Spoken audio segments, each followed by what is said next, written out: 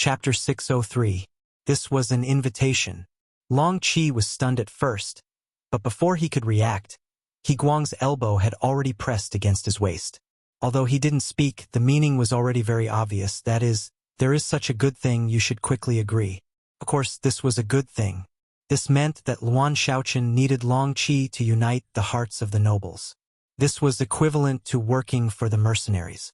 If anyone dared to disrespect Long Qi, it would not only be disrespecting Long Qi, but it would also be disrespecting the Lao's government and the mercenaries. The result would be obvious. In fact, Long Qi was not very old, just over 50 years old. He could still continue to shine. The most important thing was that he used to be the state preceptor here, so he was very familiar with the upper class. The matter of unifying the hearts of the nobles, in the eyes of an outsider like Luan Shaoqian, may not be easy to do. It would take a lot of time just to investigate and understand some things. But it was not a problem for him. It was not an exaggeration to say that it was easy to do. Thinking that once he could become a representative of the mercenaries, who would dare not to give face to him, Long Qi's heart immediately became lively. At the moment, his old face flushed red and he cupped his fist to Luan Shaoli. "Thank you, Governor Luan. As long as my old bones are still here, I will do my best to do this matter." "Haha, good." Luan Shaoqian laughed and reached out to help Long Qi up.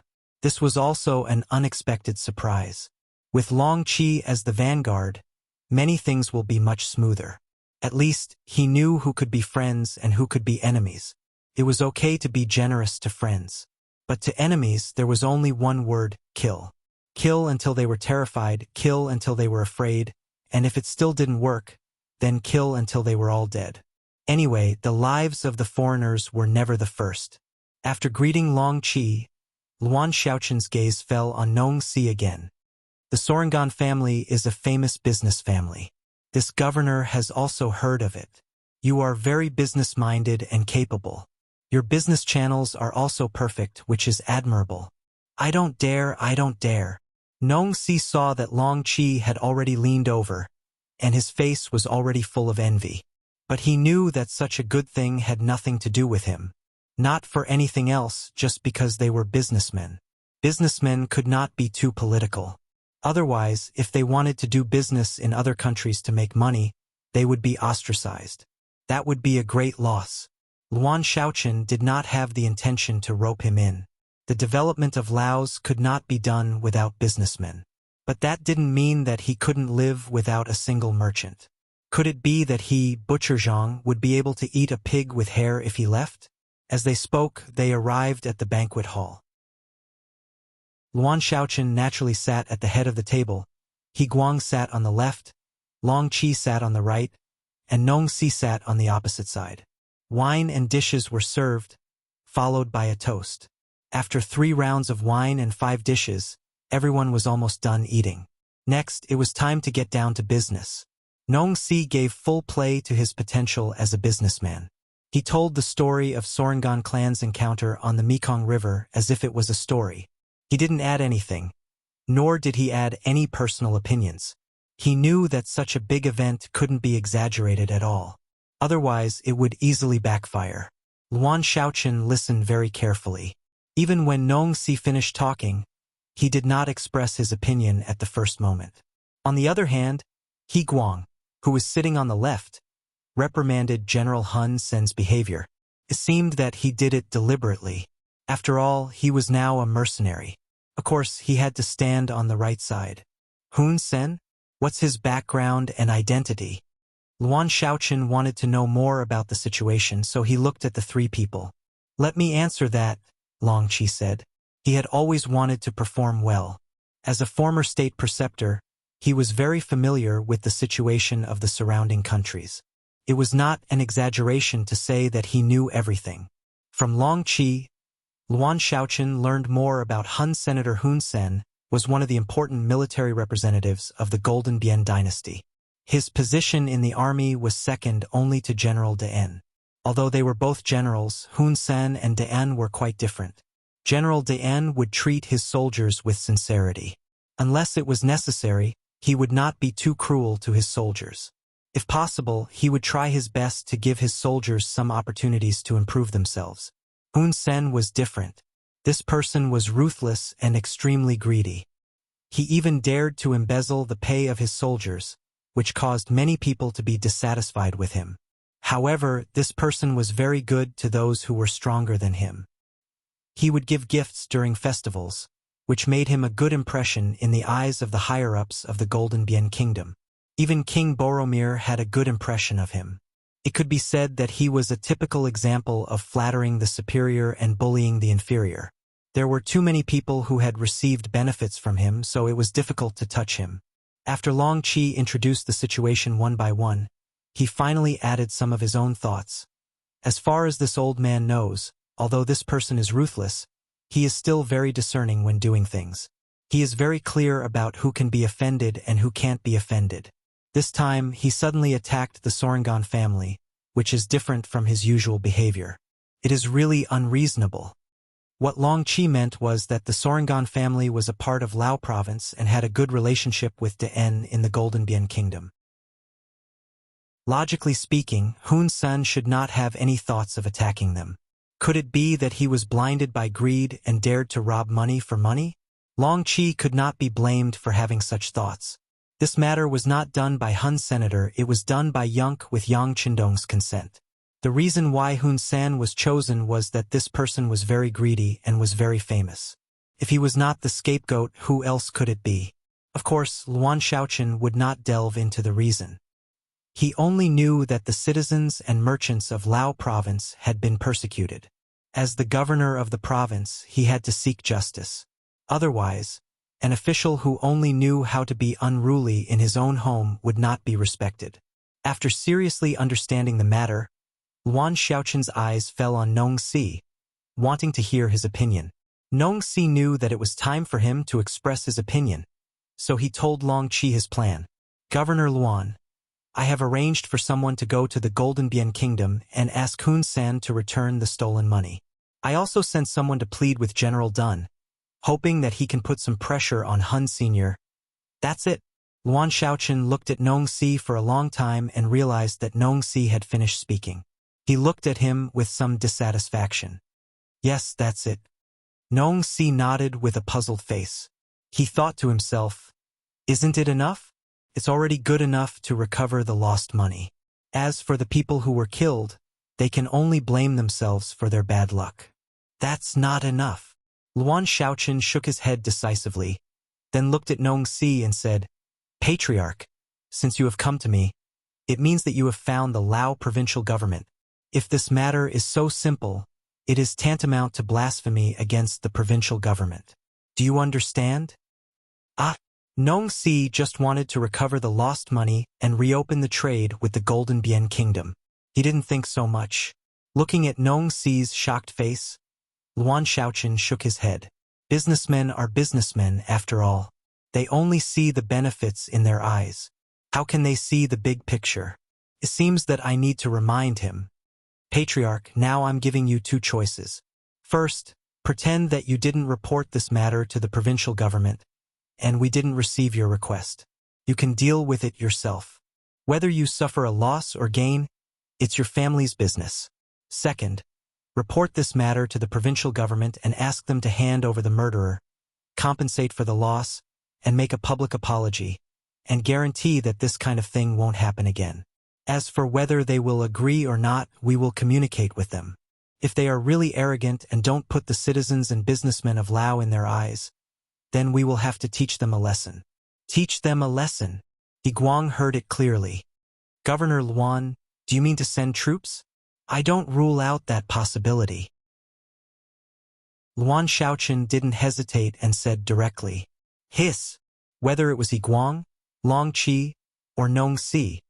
When they heard that Luan Shaochen didn't rule out the possibility of sending troops, they couldn't help but suck in a breath of cold air. It's just losing some money and some people. These losses are the Sorangan family's own business. They didn't pay more taxes to the Lao government, but because of this, Luan Shaochen didn't hesitate to send troops.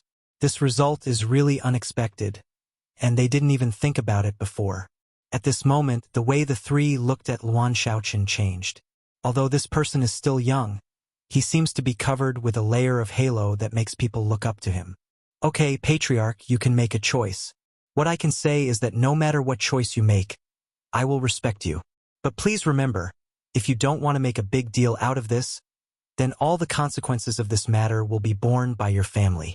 If you encounter unfair things in the future, don't think that we will stand up for you. In other words, there is only one chance, understand? Of course, Luan Shaochen had his own reasons for saying this. Lao had just been established, and there were too many things to be done. It was not the right time to start a war. It would be best if they could avoid it. However, if the Sorangan family were to request the government, it would be a different story. If they were to ignore the request, it would be a disheartening blow to the hearts of the people, which would be detrimental to the establishment of a united Lao province. Chapter 604. For the sake of the people, for a better and more united Laos, even if the time was not right, he dared to fight. Because he believed in the sixth young master and the mercenary army.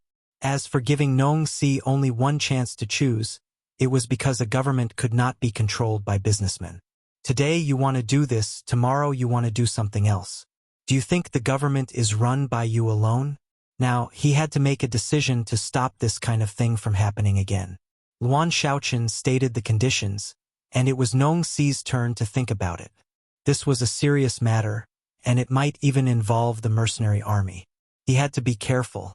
Luan Shaochen did not intend to urge him. Instead, he chatted with He Guang and Long Qi about the rich families in Laos. The casual conversation also allowed him to know more about the country, especially about some of the hidden nobles. He got first-hand information about what kind of people they were and what they liked. As for Nong Si, his forehead was covered with layers of cold sweat. He really couldn't make this decision. He wanted to ask if he could go back and think about it, but he thought about Luan Shaochen's identity. This time, he took the initiative to ask for help. How could he be given time to think about it? However, if he really sent the army for a few 100,000 taels of silver, it would be a bit of a joke. But if he did not ask Luan Shaochen, would Hun San let him go? He had already robbed him once, and he had already offended him. He was afraid that there would not be a second time. Increase the protection of the caravan? What a joke. That was Hun Sen's territory. Even if he hired more people, how could he be a match for Hun Sen? Not to mention that hiring one more person would cost more money, which was not in line with the rules of businessmen to save money. In other words, if he did not ask for help from the Laos government, he was afraid that the Sorangans would not be able to trade with the Phnom Penh dynasty in the future. Not only would he lose a big customer, but he might also cause Luan Shaochen's dissatisfaction. What? You came to ask me for help, but after I gave you an idea, you became timid. What do you think the Laos government is? On the other hand, if things got out of hand, the business of the Golden Rim dynasty might really be abandoned. But it wasn't that there weren't any benefits. On the contrary, there would be great benefits. After this incident, the Solangan family would become famous. In the future, wherever their caravan went, who would dare to provoke them? Wouldn't they be afraid of the mercenary army? In the long run, enduring the pain for a while seemed to be a good thing.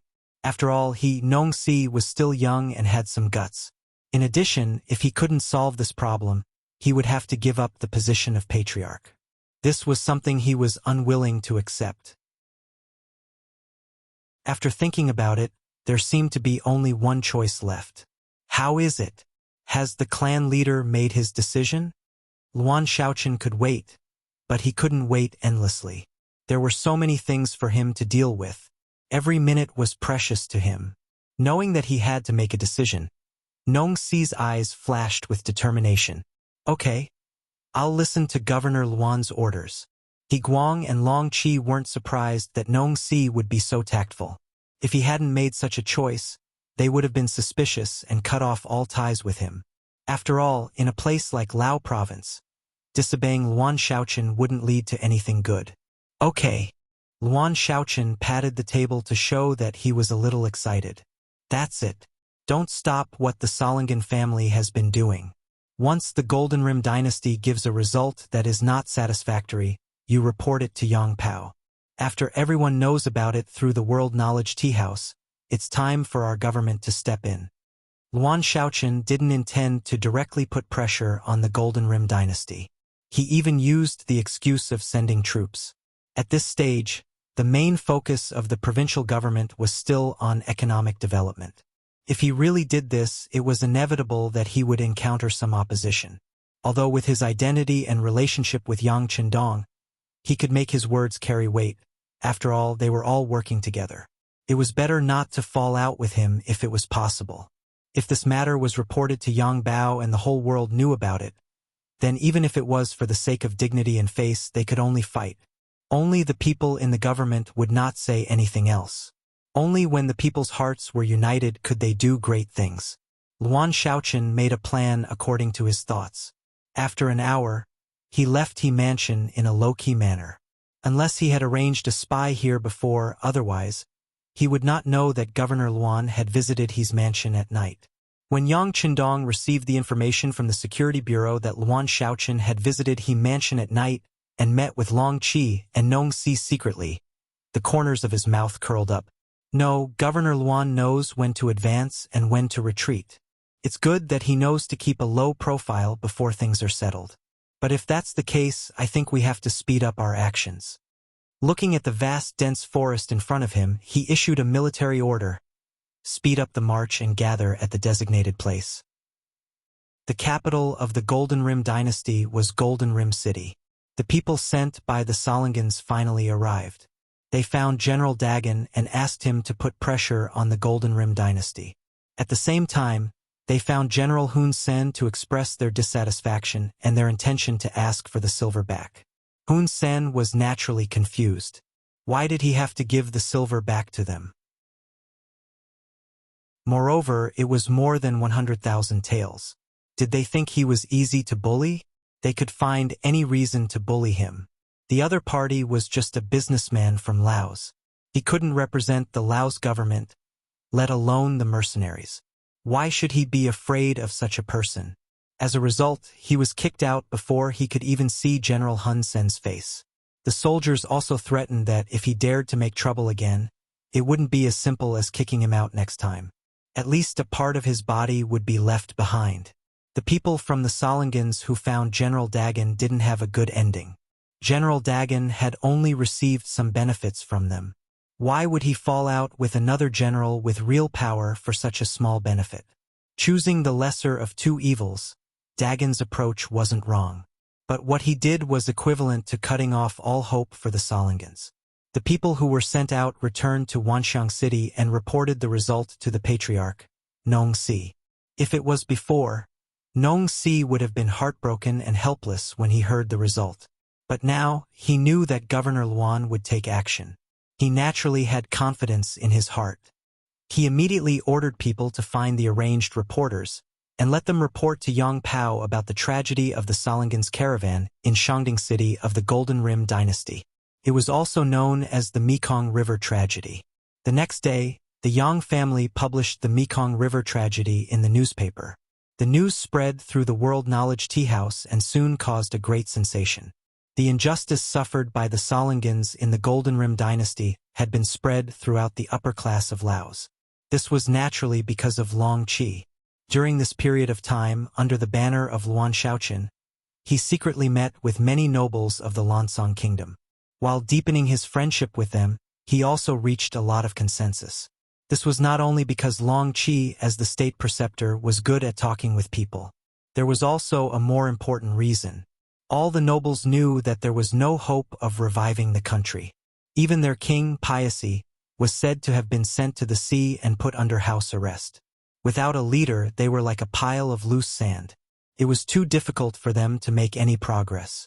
They were defeated one by Long Qi using various means. It was one thing for Long Qi to say it, but it was another thing for it to be published in Yangpao. This would make it known to everyone. It was even tantamount to forcing the government to make a statement. Could it be that the young Governor Luan was ready to put pressure on the Golden Rim dynasty and was even prepared to go to war? When the nobles were still guessing how much trouble this matter would cause, the news spread to the people and really caused a lot of anger. Many people were very unhappy with the behavior of the Golden Rim dynasty. With the help of some people, there were already many people who thought that the Golden Rim dynasty should give an explanation for this matter. If they still did not bow down, then they would not hesitate to go to war. For this reason, many young people said that once the war started, they were willing to sign up for the army and do their best to protect the dignity of Laos. There was a motive, a reason, and even a momentum was created. On the third day, Luan Shaochen, who had been secretly paying attention to this matter, finally expressed his opinion at a meeting of the provincial government. He had every reason to suspect that the injustice suffered by the Sorangan family was caused by the Phnom Penh dynasty. Their ultimate target was Laos, which was still under construction and development. As the governor of Laos, he said that he liked peace and loved peace. However, if anyone dared to trample on the dignity of Laos, then he would not hesitate to go to war. Even if he had to pay the price, he would seek justice and an explanation. He even reserved the right to send troops to seek justice. Luan Shaochen's words naturally caught the staff of the provincial government off guard. This was an economic development meeting. How could they talk about war? Wasn't this off-topic? However, anyone who had seen Yang Pao in the past 3 days knew that Governor Luan was also forced. After all, the people under his rule had been treated unfairly. If they did not make a statement and did not give an explanation, then who would believe them? As a result, although Luan Shaochen suddenly made a statement, there was no one who stood up to stop him at the meeting. This was because not only did they doubt Luan Shaochen's ability, but also the vast majority of the people of Laos. In the face of such a powerful force, who would stand up to stop him? Chapter 605. The meeting went on smoothly. After that, Luan Shaochen sent a messenger to the Phnom Penh dynasty to demand an explanation. The speed of the response fully reflected the high efficiency of the government. For this reason, Yang Bao also specially added an explanation, and this news also made many people rejoice. From this matter, they also saw that they had a powerful backer behind them. If they could win this war or force the Phnom Penh dynasty to bow their heads no matter where they went in the future, they would be able to hold their heads high and not be afraid of being targeted. The messenger was very fast. He left the city at noon and rushed all the way. After 7 days, he arrived in Phnom Penh city.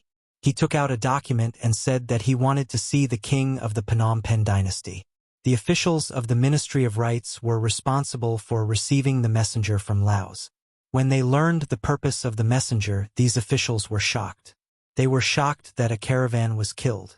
How could the Laos government be so agitated? Could it be that one of the people who was killed was a high-ranking official in the provincial government? Faced with the firm attitude of the messenger, the receptionist did not dare to be careless.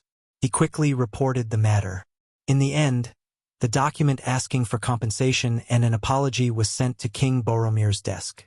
When Boromir saw this document, he felt a sense of confusion. But then he was furious. He immediately ordered someone to find General Hun Senator. He wanted to ask if the matter was true. If it was true, General Hun Sen was too bold. Due to the mercenary army's strength and combat power, it took half a year to conquer Jiaoji and Lansong respectively, forcing the surrounding countries to take the initiative to form an alliance. For example, the Phnom Penh dynasty was now an ally of Siam and the Awol dynasty. Although they were allies, it did not mean that they were willing to compete with the mercenary army. At least, none of the 3 countries were willing to take the initiative to provoke the mercenary army and become their first target.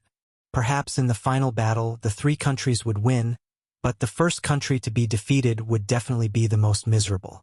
Even if they won, they would not get any benefits. Therefore, the 3 countries put their hopes on other countries. They hoped that other countries would fight with the mercenary army to the death first, so that they could reap the benefits. However, this definitely didn't mean that his country would be the first country to fight to the death with the mercenaries. Hun Sen was urgently called to the palace. As soon as he saw Hun Sen, he was scolded by the king. Hun Sen didn't know what he had done recently to incur the king's anger. When Bo Guoma was tired of scolding, he threw the document at Hun Sen's feet. He looked at Hun Sen with an expression that said, "Look at what you've done." Hun Sen picked up the document with trepidation. When he saw what was written on it, he immediately regained his confidence. He was greedy for money, and had done many things that crossed the line, but the Salangan family's caravan was definitely not under his command. So at this moment, he strongly refuted, and even cursed to prove his innocence. Hun's son raised his head and looked as though he had been greatly wronged. When Boromir saw this, he started to doubt the authenticity of this matter. After all, there was no reason for Hun Sen to lie in front of him. If he did, he would find a way to make up for it. You really didn't do this? Although Boromir was 70% convinced, he couldn't help but ask with certainty. Absolutely not. If I did, I'm willing to be burned to ashes after my death, Hun Sen said fiercely. Of course, he was full of confidence. Ever since the Salangans sent people over, he had deliberately called a few of his confidants over. In the end, he confirmed that these people didn't do anything. Everything was a misunderstanding. Now that someone was using this matter as an excuse, of course he wasn't afraid. If you didn't do it, why did the Salangans insist that you did it? They even sent a document from Laos because of this. Could it be that they are deliberately putting the blame on us so that they can use the army against us? Boromir's eyes kept darting around as he considered all kinds of possibilities. That must be it. They want to use the army against us. Your Majesty, the mercenaries are very ambitious. This is the reason they are looking for. We have to be careful. Hun Sen immediately agreed after hearing what Boromir said. Ah, so that's the case. How can they bully us like this? Why are they looking for us? What should we do? Why don't General Hun?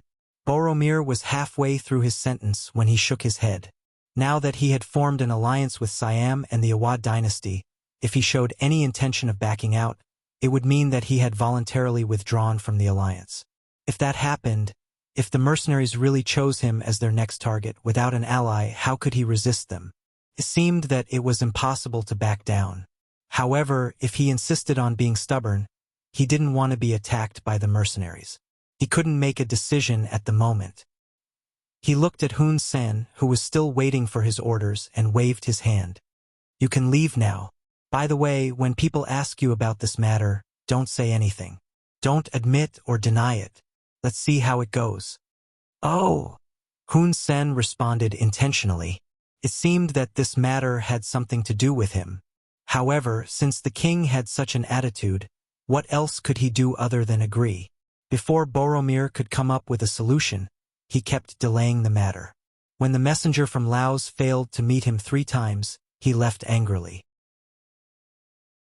Before he left, he even said in a domineering tone that if he still couldn't get a satisfactory answer when he returned to Laos, he would send an army instead of an emissary to Laos.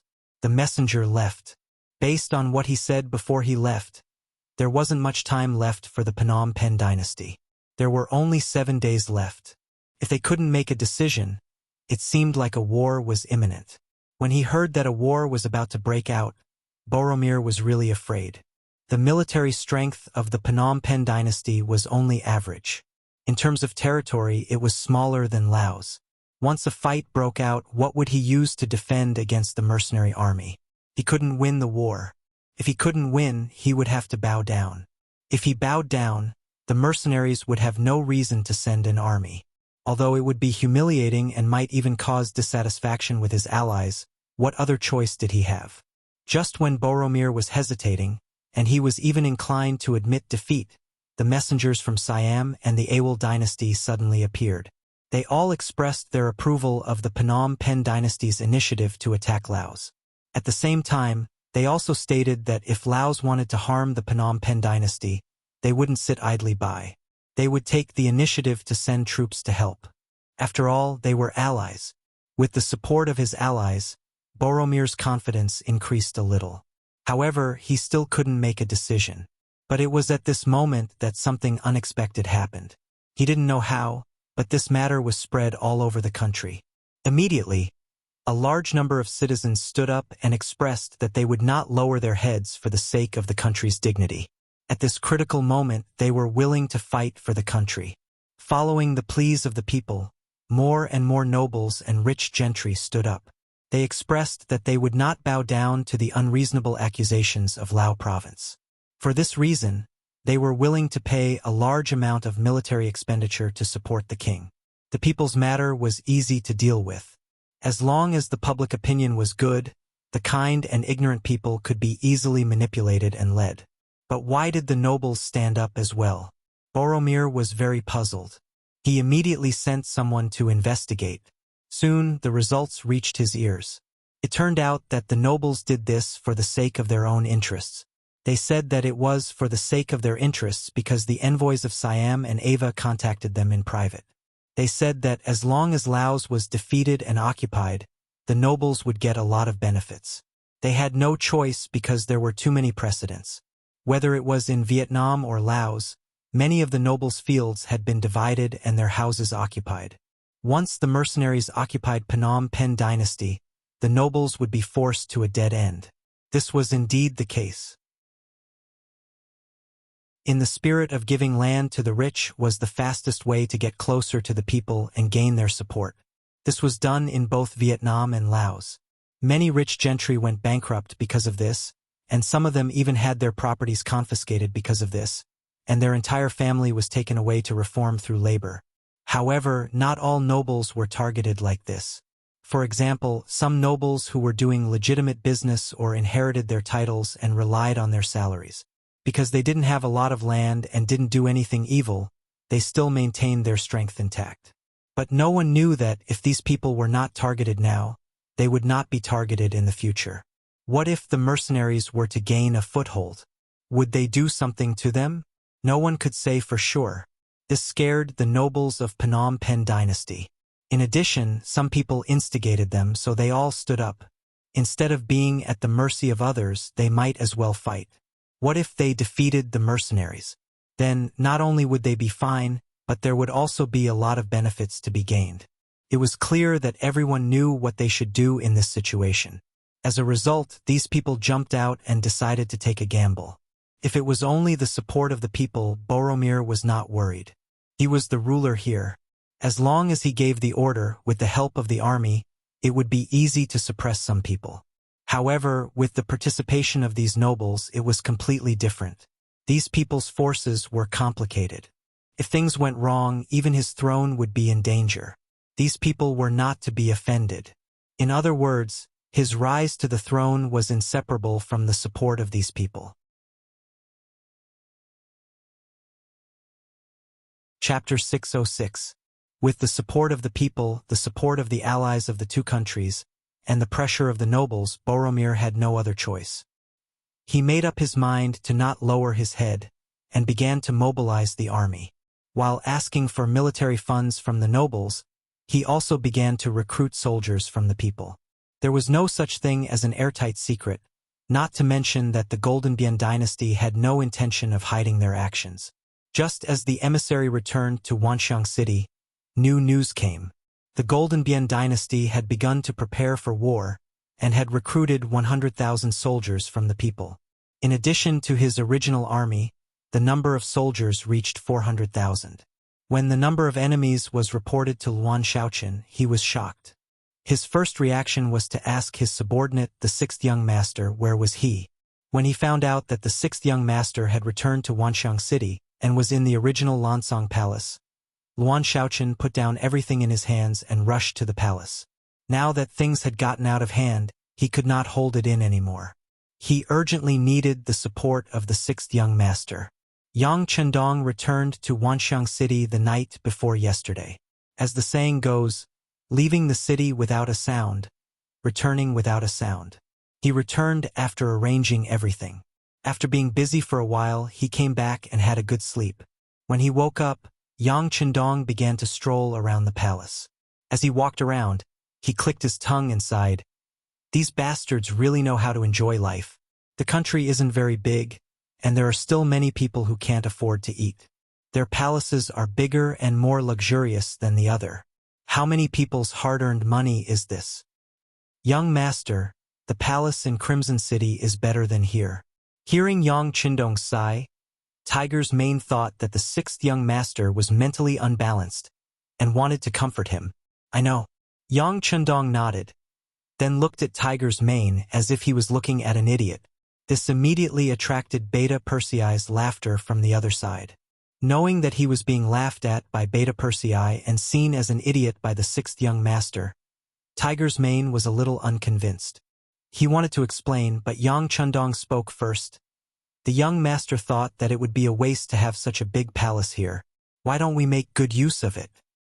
Why is there no one living here? The young master can live here. In the future, he will have a palace in every province he goes to. How great would that be? Tiger's Mane seemed to be dissatisfied with the contempt and took the initiative to speak. What? In your eyes, the young master is a person who likes to be extravagant and wasteful. After rolling his eyes again, Yang Chundong did not give Tiger's Mane a chance to speak. Instead, he said as if he had made some kind of decision, I think we can move the business street to the palace. This way, not only will the business area be bigger, but doing business in the palace will also attract more curious people. That way, we can earn more money, right? If they really did business in the palace, they could really attract more merchants.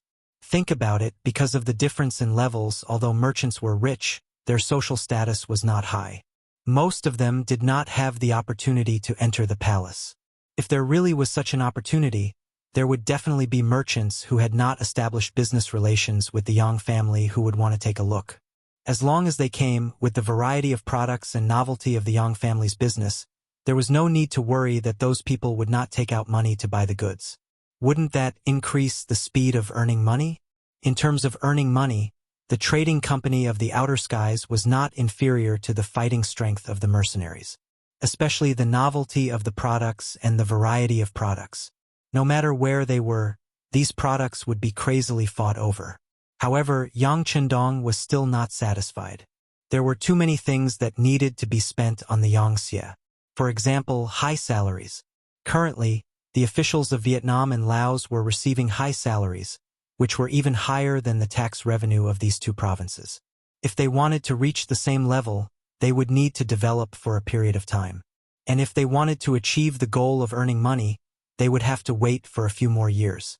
In addition, the basic construction of the two provinces, such as building roads and houses, used reinforced concrete, which was the toughest and most useful material.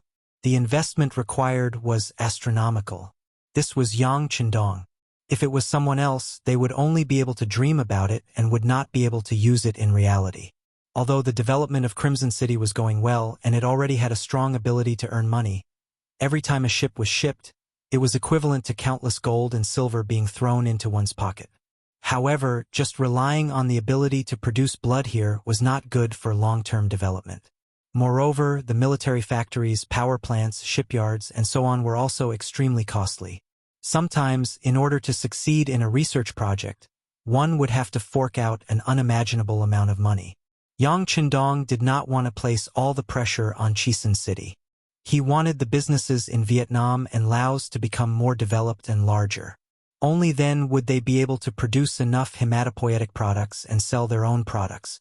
However, the scale of the business street was still too small. The number of merchants it could receive was limited, and the amount of goods it could store was also limited. Therefore, he set his sights on the uninhabited palace. Governor Luan is here.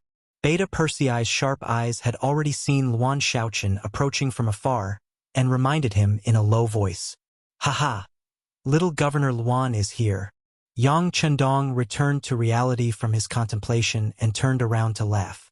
The title of Little Governor Luan was first called by Yang Chundong, so Tiger's Mane and the others often called him that in private. Because of habit, sometimes when they met in person they would still call him that. This caused Luan Shaochen to be dissatisfied, but he could not say anything. After all, this was Yang Chundong's love for him. Adding the word little in front of the governor's name, would it really not affect his prestige? The sixth young master, although he was displeased with the word little in his heart, he did not dare to show the slightest dissatisfaction in front of Yang Chundong. He even knew in his heart that adding the word little meant that Yang Chundong treated him as one of his own. If you don't believe me, go and look at the others. Who else had the word little in front of their official title? He should be happy that he was the only one who received this honor. Come, you came at the right time. Yang Chundong stretched out his hand and pulled Luan Xiaoqin's arm, then pointed to the palace in front of him and said, "What do you think about making this place into a place where business is concentrated?" Here, Luan Xiaoqin was also shocked by Yang Chundong's words. He instinctively wanted to say the same thing as Tiger's Mane. This was the place where the sixth young master came to rest. It was equivalent to the emperor's side palace. Was he really willing to use it for business? Yes, it's here. Yang Chundong did not care what Luan Xiaoqin thought. Instead, he said to himself, "Usually, no one lives here. Instead, we have to arrange for people to guard and clean here. It's simply too wasteful. If he could take it out and make good use of it, wouldn't he be able to use it to attract more merchants to come here?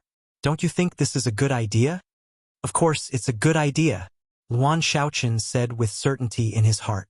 As the situation in Laos became more and more stable, more and more businessmen came to get goods. He was worried that the original business street was a little too small. But if he wanted to expand, he would need to invest a lot of money, which made him a little distressed. If the palace could be used, not only would it solve the problem of investment, it could also expand the commercial street, store more goods, satisfy the needs of more people, earn more money, and get more business tax. No matter how one looked at it, it was a good thing. Although he thought so in his heart, Luan Xiaoqin still asked a question. If this place is changed into a business district, where will the sixth young master live here in the future? Just leave a side palace. The area of this palace is too large. We can't live alone. Yang Chundong answered casually. Obviously, he had just thought about this problem and made a decision. That's also possible. Luan Xiaoqin nodded. He could only say that it was possible. He could not say that it would definitely work or not. This was where he was smart. The palace was equivalent to Yang Chundong's private property. He could decide how to deal with it. Other people did not have such power, even if he might be Yang Chundong's brother-in-law in the future. Otherwise, if other people knew that he was the one who wanted to use the palace, and then the sixth young master agreed, who knew if it would cause some bootlickers to be unhappy? It was even possible to cause a group of people to attack him because of this. As the territory controlled by Yang Chundong grew larger and larger, and as the strength of the mercenaries continued to expand, no one thought that the sixth young master would be limited to being a loyal duke. Not to mention a duke, it was very normal for him to be called a king and an emperor in the future. Anything related to the sixth young master was not a trivial matter, and there would be more and more rules in the future. Now that he wanted to use his private property, it was inevitable that he would be punished in the future. Luan Xiaoqin was very careful, and it could even be said that he had a long-term vision. In the eyes of Yang Chundong, he just laughed. He liked subordinates who did things with a sense of propriety. Such people could be entrusted with important tasks and have greater prospects in the future. Well, since you don't object, it's settled. In the future, not only the royal palace here, but also the royal palace in Yunnan province, as long as the other occupied royal palaces can be classified as commercial use. In this way, we can save some time and financial resources to build a commercial street, ha ha ha. Yang Chundong was happy with his idea. At the same time, the words "you don't object" also removed Luan Xiaoqin from this matter. If you don't object, it was enough to show that this matter was led by Yang Chundong alone, and it had nothing to do with other people. If there were any problems in the future, naturally, they would not be able to find other people. Yang Chundong's words revealed another piece of information, and that was that he would occupy other palaces in the future. This also shocked Luan Xiaoqin, and he took the opportunity to tell the person in charge of Yang Chundong. The sixth young master, there are some problems now, and it started with a business family called Solingen.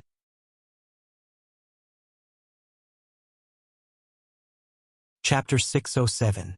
Luan Xiaoqin didn't know that Yang Chundong had already known about the development of this matter from the beginning to the end, and it was even planned by Yang Chundong. He was just fulfilling his duty as a governor and reported the matter truthfully.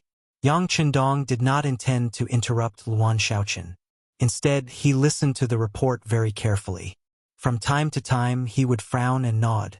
After a while, when Luan Xiaoqin finally finished, especially when Luan Xiaoqin mentioned that the Golden Bian dynasty had begun to gather troops and recruit new troops, Yang Chundong could not help but say, "They are just courting death. He did have such qualifications to say such things. In the eyes of others, the Golden Border dynasty was a great existence. Even in the eyes of the Great Ming dynasty, because it was too far away, it was quite out of reach. However, in Yang Qindong's view, it was completely different. The Golden Border dynasty bordered Vietnam, Laos, and Siam respectively. Just like the filling of a bun, it was tightly surrounded by the dough. If it was really aimed at him, Yang Qindong could start from several places. How could he put such a Golden Border dynasty in his eyes? Luan Shaoqian was also excited by Yang Qindong's words. Yes, the Golden Border dynasty's move is no different from looking for death.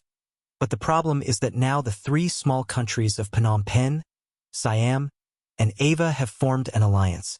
No matter which of them is attacked, the other two countries will immediately follow.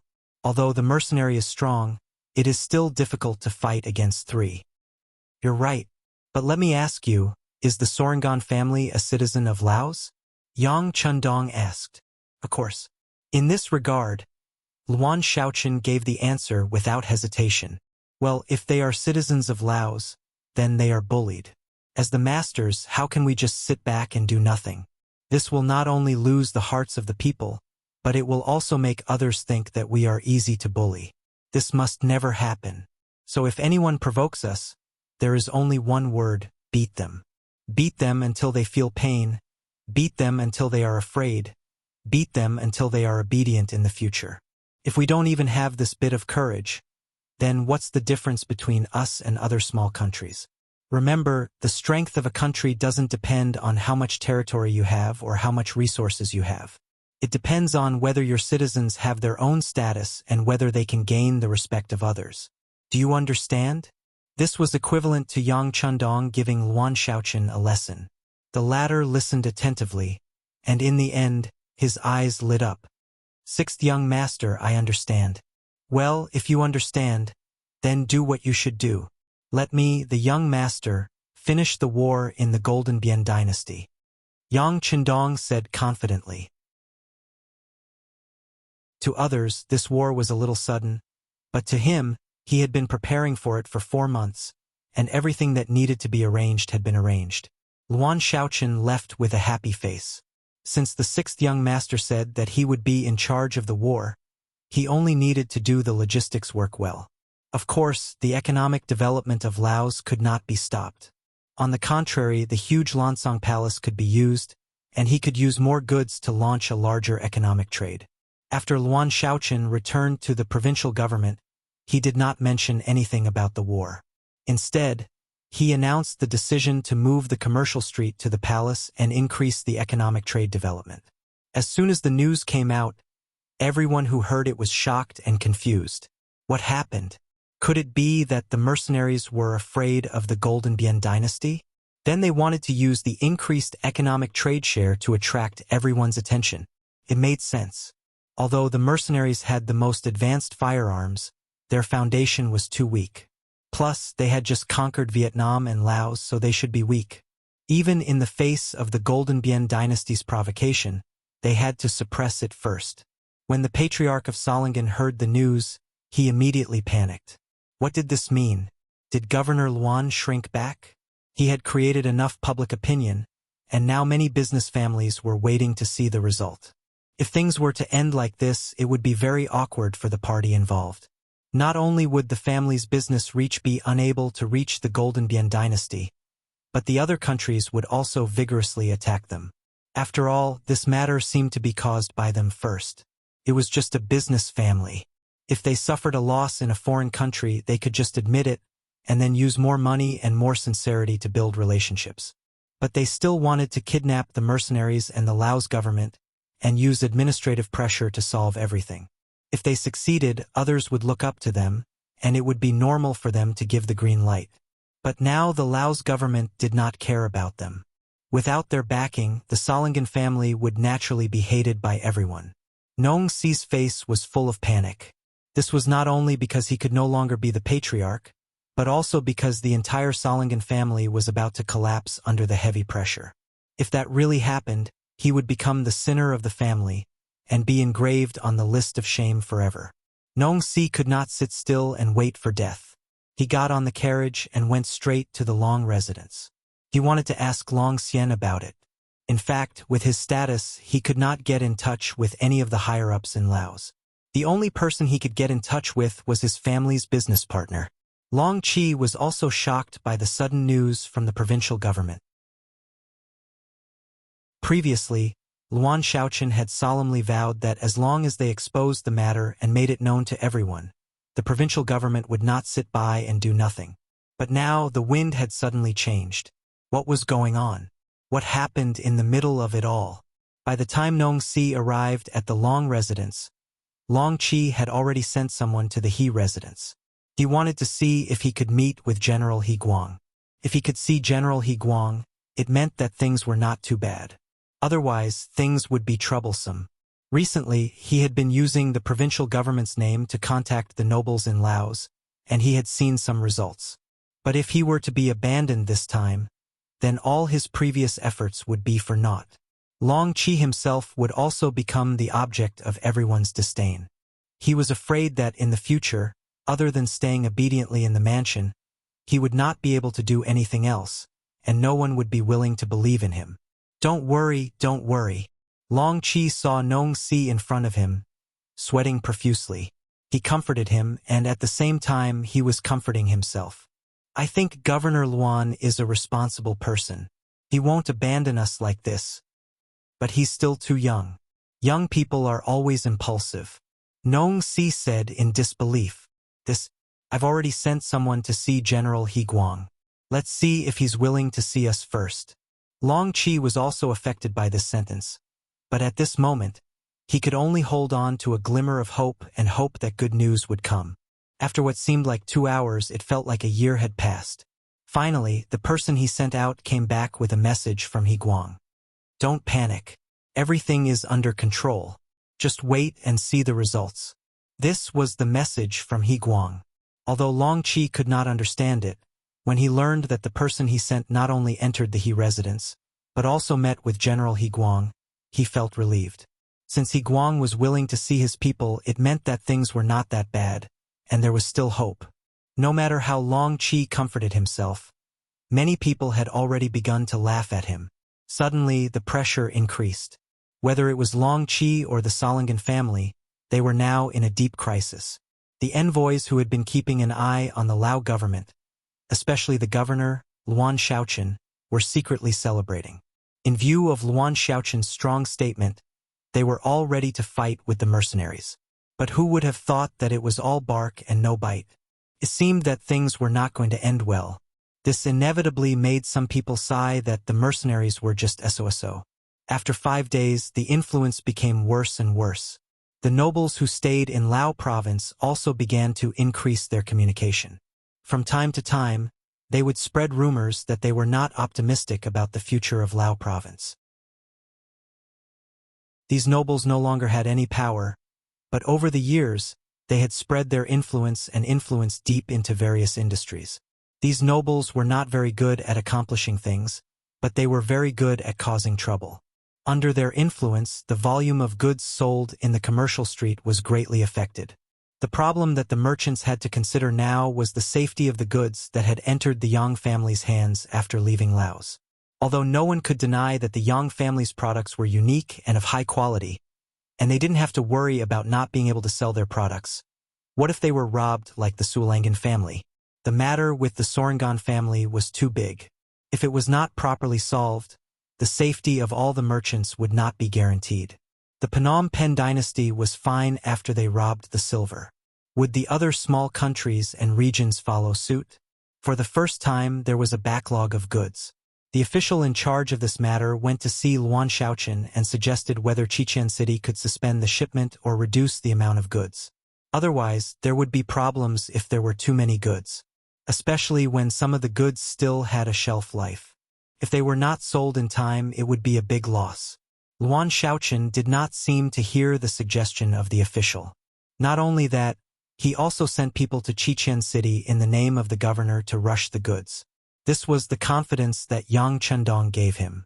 In the face of Luan Shaoqian's actions, many officials expressed their puzzlement. Some of the more straightforward people began to write to Chichen City, asking whether Luan Shaochen was capable of being the governor of Lao province.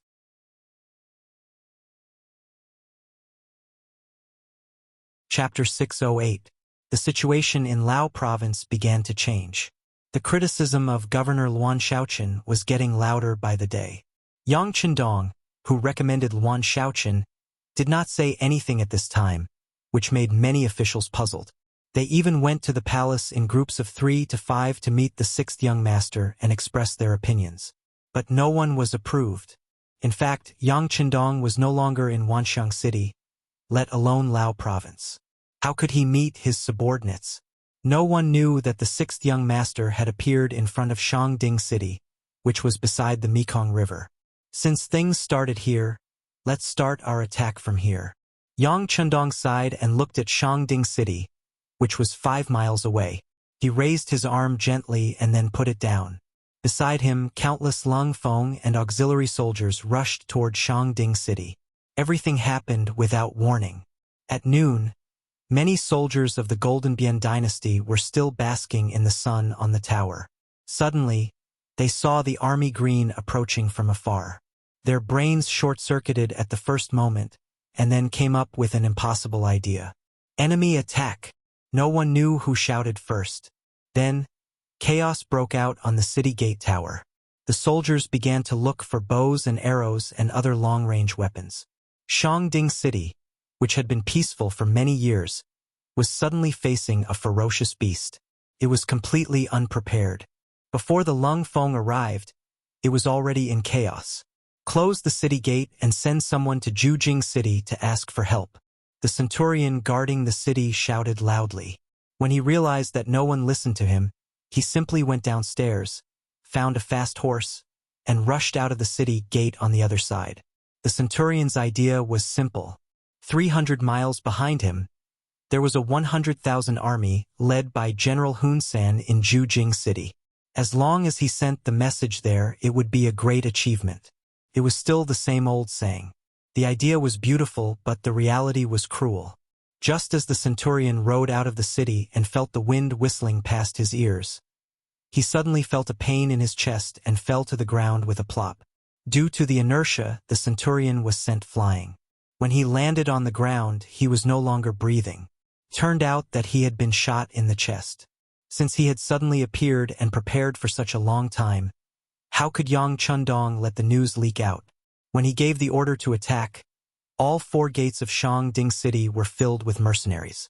Before the battle even started, Shangding City was already a dead city. The North City Gate was the main attack, while the other 3 city gates were the main defense. Anyone who rushed out, whether they were dignitaries, soldiers, or ordinary people, was greeted with whistling bullets. With a long spear in hand, who in the world could be his match? With strong fighting spirit and confidence, the mercenaries rushed into Shangding City from the North City Gate without encountering any decent resistance. Then there was a burst of intensive gunfire, and the massacre began. All the people of the Golden Rim dynasty who were still running around on the streets, no matter what their identities were suffering the wrath of the mercenaries. Gunshots came one after another. After only half an hour, the pungent smell of blood floated in the air and did not dissipate for a long time. The street was already full of corpses and rivers of blood, but the mercenaries still had no intention of stopping. Unless they stayed in their homes and did not go out, as long as they went out on the street, they would face a merciless massacre. The mercenaries had never done such a thing before, but this time they took advantage of the massacre of the Sorangan family on the Mekong River to launch a bloody revenge. The mercenaries wanted to use facts to tell the world and warn everyone how terrible it was to be their enemy, and how wrong it was to do so. The massacre lasted for 4 hours, and there was no one left on the street. They stopped and took a breath. The next work was done by the 20,000 Laotian mercenaries. They began to push the doors open one by one. They did not kill anyone, but just called out the surviving people and let them see the bloody scene while cleaning the battlefield. Almost all the Sorangs who were rushed out of their homes were pale, and then vomited. This scene would be imprinted in their minds, and they would never forget it. Clean up the battlefield, gather the valuable things, and arrange a team of 1,000 to drive the carriages back to Laos. Then drive all the people out of Shangding City. Rest for the night, and set off for Jiging City tomorrow morning. Yang Chendong gave several orders in succession. He did not kill all the Phnom Penh people, but deliberately let a group of people go. He believed that these people would become the best mouthpieces. He believed that it would not take long for this bloody scene to spread throughout the Phnom Penh dynasty. He wanted to completely intimidate his opponents before the war began. He wanted to make their morale plummet, and at the same time, make them feel fear from the bottom of their hearts. In this way, when the two armies met, it would be easier for them to win the war. Jiging City. It was one of the big cities at the north gate of the Sorangan dynasty. It was another big gate after Shangding City. At this moment, the city was full of soldiers. Not only in the city but also outside the city there were barracks. One after another, there seemed to be no end to it. Hun Sen's 100,000 troops were stationed here. According to the plan, Hun Sen was the vanguard to rush to Shangding City as soon as possible, then go up north along the Mekong River and directly attack Bansa City in Laos. However, the sudden news from Laos made Hun Sen hesitate. He did not forget King Boromir's advice before he came. This was the time to show his strength. It would be best if they did not have to fight the mercenaries. After all, when facing the powerful mercenaries, they had no advantage except for the number of troops. Now that an accident had occurred, Laos acted as if nothing had happened. Under such circumstances, if Hun Sen still took the initiative to attack the enemy's territory, it would not be defending the country, but provoking the enemy. This was tantamount to forcing the mercenaries to fight with them. This was definitely not what the king wanted to see. So Hun Sen stationed his army in Jujing City without asking for permission and biding his time. He only sent someone back to Golden Rim City to ask for the king's orders. Hun Sen originally thought that as the vanguard, he would have to fight the mercenaries to the death, even at the cost of his own life. Unexpectedly, the mercenaries were scared, which made the 100,000 troops happy. During the time they were stationed, all the soldiers drank and ate meat every day. Anyway, the military budget was more than enough this time.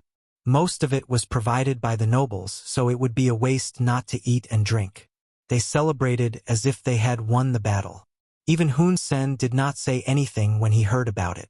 He had been under a lot of pressure before, and now that the pressure was gone, it was time for the soldiers to relax. Because of this, Hun Sen gained the support of most of the soldiers, which made his popularity soar in a short time. He was almost on par with the first general, Dagon. Hun Sen was still immersed in his vanity, but he did not know that danger was approaching. The 2nd and 3rd regiments of the 1st Division of the Cold Front had arrived outside Jiging City and were ready to launch a fierce attack. After marching for 2 days, they had covered 300 miles under their feet. Then they rested for an afternoon. When it was dark, the regiments, battalions, and companies began to slowly encircle the 100,000 vanguard troops of the Golden Rim dynasty according to their previous orders. The sky was dark, but the camp of the Golden Rim dynasty was as bright as day. Numerous bonfires were set up, and mutton was hanging on each wooden rack. Under the roasting fire, there was a crackling sound, and the aroma spread far and wide. As the vanguard general, Hun Sen sat on a temporary wooden mat, with good wine in front of him and beautiful women beside him. He drank one cup after another and laughed heartily. It was true that one should enjoy life to the fullest, and not let the golden cup be empty to the moon. Beside Hun Sen, there were some captains and kiliarchs. They used wooden mats to form a large circle. In the circle, 2 skilled soldiers were sparring with each other. Occasionally, there would be 1 or 2 weak soldiers in a strong army who were afraid of death. Similarly, in a weak brigade, there were also warriors with good skills. The 2 soldiers who were competing were the best in the Phnom Penh army. They each displayed what they had learned, and the wonderful performance of their fists on flesh attracted a burst of applause from other soldiers. Haha, good.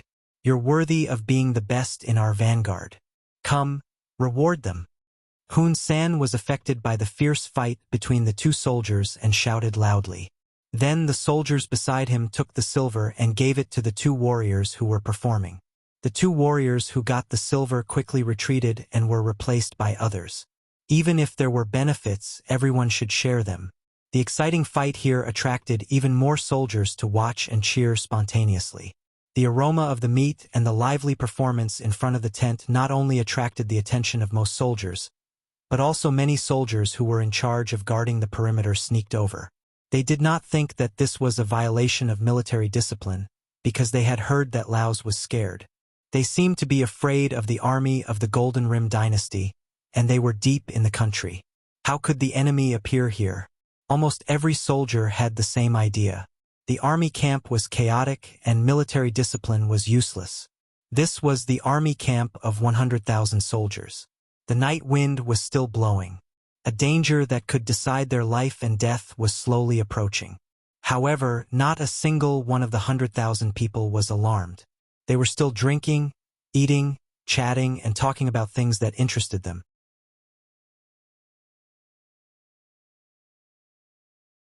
Chapter 609. Young Master, these enemies are too weak. Our vanguard is 500 meters away from them, but they still haven't discovered us. Tiger's Mane put down the night vision telescope in his hand, shook his head, and seemed to be singing a lament for the enemy. Humph! An army without a sense of crisis will never be strong. Come on! Send out the signal for the general attack. Yang Qindong's eyes flashed. The enemy's carelessness determined their next result. This was the so-called, "you reap what you sow." Beta Persei, who had been waiting for a long time, turned around and shouted, "Let's start the general attack." Yang Air, who had a loud voice to begin with, let out a roar that sounded like the angry roar of the heavens. In an instant, his voice traveled several hundred meters. The second guard team was part-time artillery. After hearing the order, they immediately put the prepared shells into the barrel. Then the 100mm mortar roared. After flashes of blazing fire flashed in the sky, it fell on the unprepared vanguard camp of the Golden Bien dynasty. Boom! Boom! There was no need to aim at any coordinates at all. Any cannonball that fell down would produce an earth-shaking sound. After every cannonball fell, there would be heart-wrenching screams and screams. Hong San, who was still tasting wine and looking at the beauty in his arms from time to time, suddenly felt the ground trembling, as if an earth dragon was about to turn over. Before he could figure out what was going on, huge flames appeared in his sight. He instantly lost his hearing and his mind stopped working at this moment. The only thing left was the scene of him opening his mouth and not making a sound. Kill! The mercenaries, who had already been in place, began to madly rush in from 4 directions. As they continued to move forward, bullets with fire were shot out from the barrel like a dense rain. With the help of the still burning bonfire, one could see the Golden Bien dynasty soldiers falling to the ground one after another. This was a massacre without any suspense. From the very beginning of the war, the situation had been one-sided. Yang Qindong had carefully prepared for the war in Laos for nearly 4 months. With the overwhelming advantage of advanced firearms, the enemy's will to fight had crumbled in less than 15 minutes. The entire camp was filled with soldiers begging to surrender. War was such a miraculous thing. One could win against many with a few, defeat the strong with a weak force, and extinguish the flames of war that should have burned for a long time in an instant. In today's battle, at least 2 of the 3 aspects mentioned above were perfectly reflected. In a situation where their military strength was far inferior to the enemy's, due to their meticulous preparations and unparalleled pressure, the enemy was defeated without even putting up a decent resistance. One by one, they knelt on the ground, no longer as arrogant and insufferably arrogant as before. Originally, they thought that this battle would last until dawn or even longer. After all, there were 100,000 enemies here. Even if there were 100,000 pigs, it would be a laborious task to catch all of them. However, humans were often worse than pigs. At least pigs instinctively knew how to run when they saw danger, but humans would not because they had intelligence and brains and knew how to avoid danger. When they saw that there was no way to escape, they chose to surrender. Perhaps for some people, surrendering was shameful. But for the defeated soldiers, it was a very effective way to save their lives.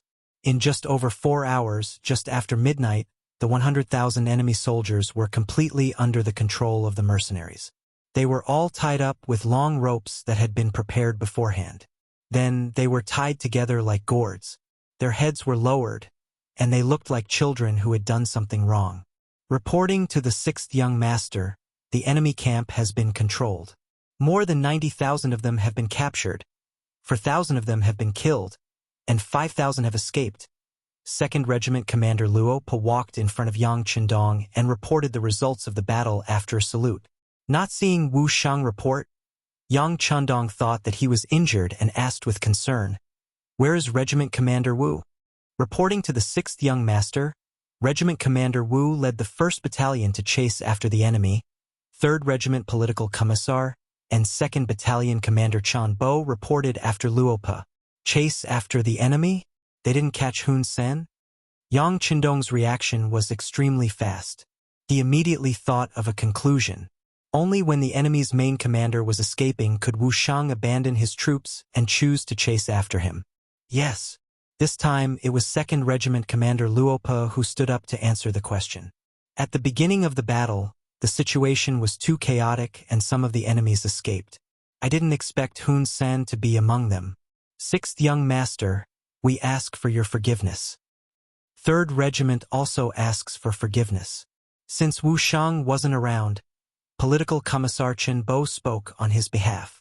What are you guilty of? Yang Chendong glared at them. You all have performed very well. It's normal for some of the enemies to escape in the chaos. We have limited manpower and can't defend against them. Besides, didn't Regiment Commander Wu chase after them? Maybe there will be some good news. Just as Yang Chendong finished speaking, a warhorse rushed over from afar. Then, he heard Wu Shang's cursing voice. Damn it, your fighting ability is mediocre, but your escaping ability is top-notch. Fine, there's no need to guess. They must have failed to catch him. Sure enough, when Wu Shang passed through the 1st and 2nd line of defense and arrived in front of Yang Chendong, he saluted with a black face. 6th young master, your humble servant is incompetent. We didn't catch Hun Sen? Did he really escape? Yang Chendong couldn't help but sigh. A vanguard general couldn't be underestimated. Otherwise, why didn't they catch 90,000 captives? Yes, he escaped. I chased after him with the 1st Battalion and killed more than 300 enemies. We also captured some captives, including Hun Sen's soldiers. They confirmed that he had escaped. Wu Shang reported in a depressed tone. Then Wu Shang straightened his body. 6th young master, your humble servant requests to continue the chase with the 1st Battalion. No matter what, we have to kill this enemy general who looked down on us. Wu Shang wasn't just saying. Before the battle, he had made a bet with the 2nd Regiment commander, Luo Pa, to see who could catch Hun Senator. He had never expected that it would end up like this. Well, there's no need to chase him. Besides, he can't run away. It won't be long before we kill our way into Phnom Penh City. At that time, we'll see how he can escape. As for now, immediately arrange for someone to send the captives back to Laos. There will be people there to meet you. Haha, 90,000 captives, and they're all strong laborers. I think Yu Qian will be very happy to receive them. Yang Chendong laughed. According to the intelligence, the entire Phnom Penh dynasty only had 400,000 soldiers, including 100,000 new soldiers. In one battle, they had destroyed a quarter of the enemy's forces. No matter how one looked at it, it was a great victory. Presumably, when the news spread out, many people would be blinded. The Battle of Jujing was equivalent to a blow to the Phnom Penh dynasty. It proved that the mercenary regime was sacred and inviolable, but at the same time, it exposed their position. Obviously, it was not realistic to launch a sneak attack next. But even so, Yang Chendong and the mercenaries were still very confident in their abilities. Wasn't the reason why they trained as if their lives depended on it? Wasn't it so that they could perform better on the battlefield? Hun Sen escaped. Relying on the fact that his mount was of a better breed, he ran very fast. He only dismounted when the warhorse started foaming at the mouth. At this time, he could already see the walls of the next city. Chuanlong. The mercenaries suddenly appeared in the country and defeated the 100,000 vanguard led by Hun Sen in Jujing. The captives were more than 90,000. After Hun Sen personally confirmed the news, the Chuanlong city guard sent the news to the capital, Phnom Penh City. Along with the news, there was also the fact that Shangding City was breached and 30,000 civilians were slaughtered. This was all spread by the people who were deliberately released by the mercenaries. There was absolutely no question about its reliability. The two news spread one after another in the territory of the Phnom Penh dynasty, causing waves of panic among the people. The mercenaries were too powerful. In just a few days, they had conquered 2 cities, killed more than 100,000 people, and captured more than 100,000 people. Could the country's army defeat such an opponent? In Phnom Penh City, when the news arrived, it was not only the people who were panicking, but also some dignitaries.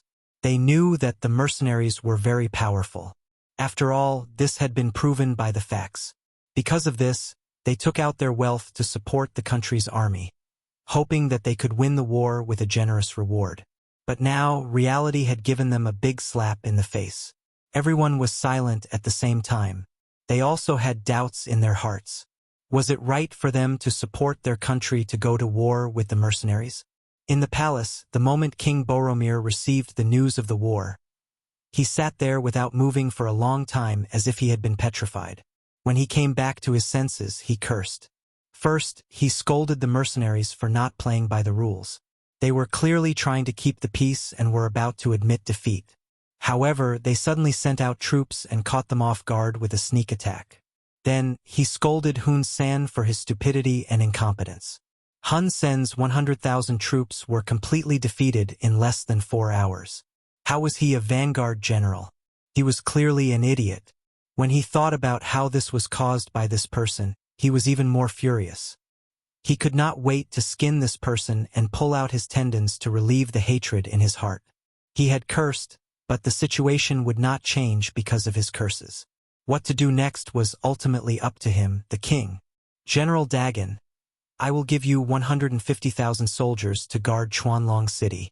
No matter what, you cannot let the mercenaries take a step forward. I will immediately send people to Siam and the Awad dynasty to ask for help. Since we are allies, they can't just stand by and watch us get beaten.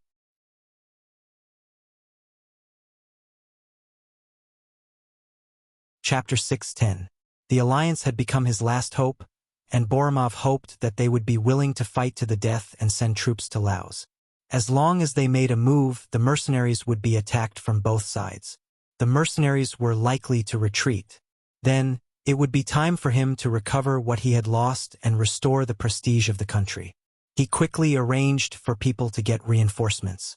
Then, he fixed his eyes on Chuanlongcheng.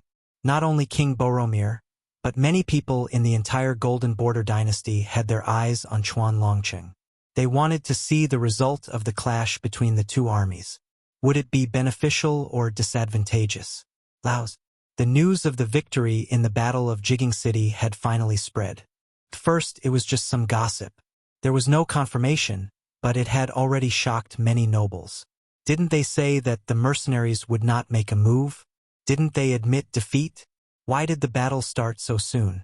Before that, they did not receive any news at all. There was no lack of smart people among the nobles. They quickly remembered that the 20,000 Laotian mercenaries were transferred to the south. At that time, it was said that it was to eliminate bandits and to prevent the Golden Border dynasty's army from pressing on the border.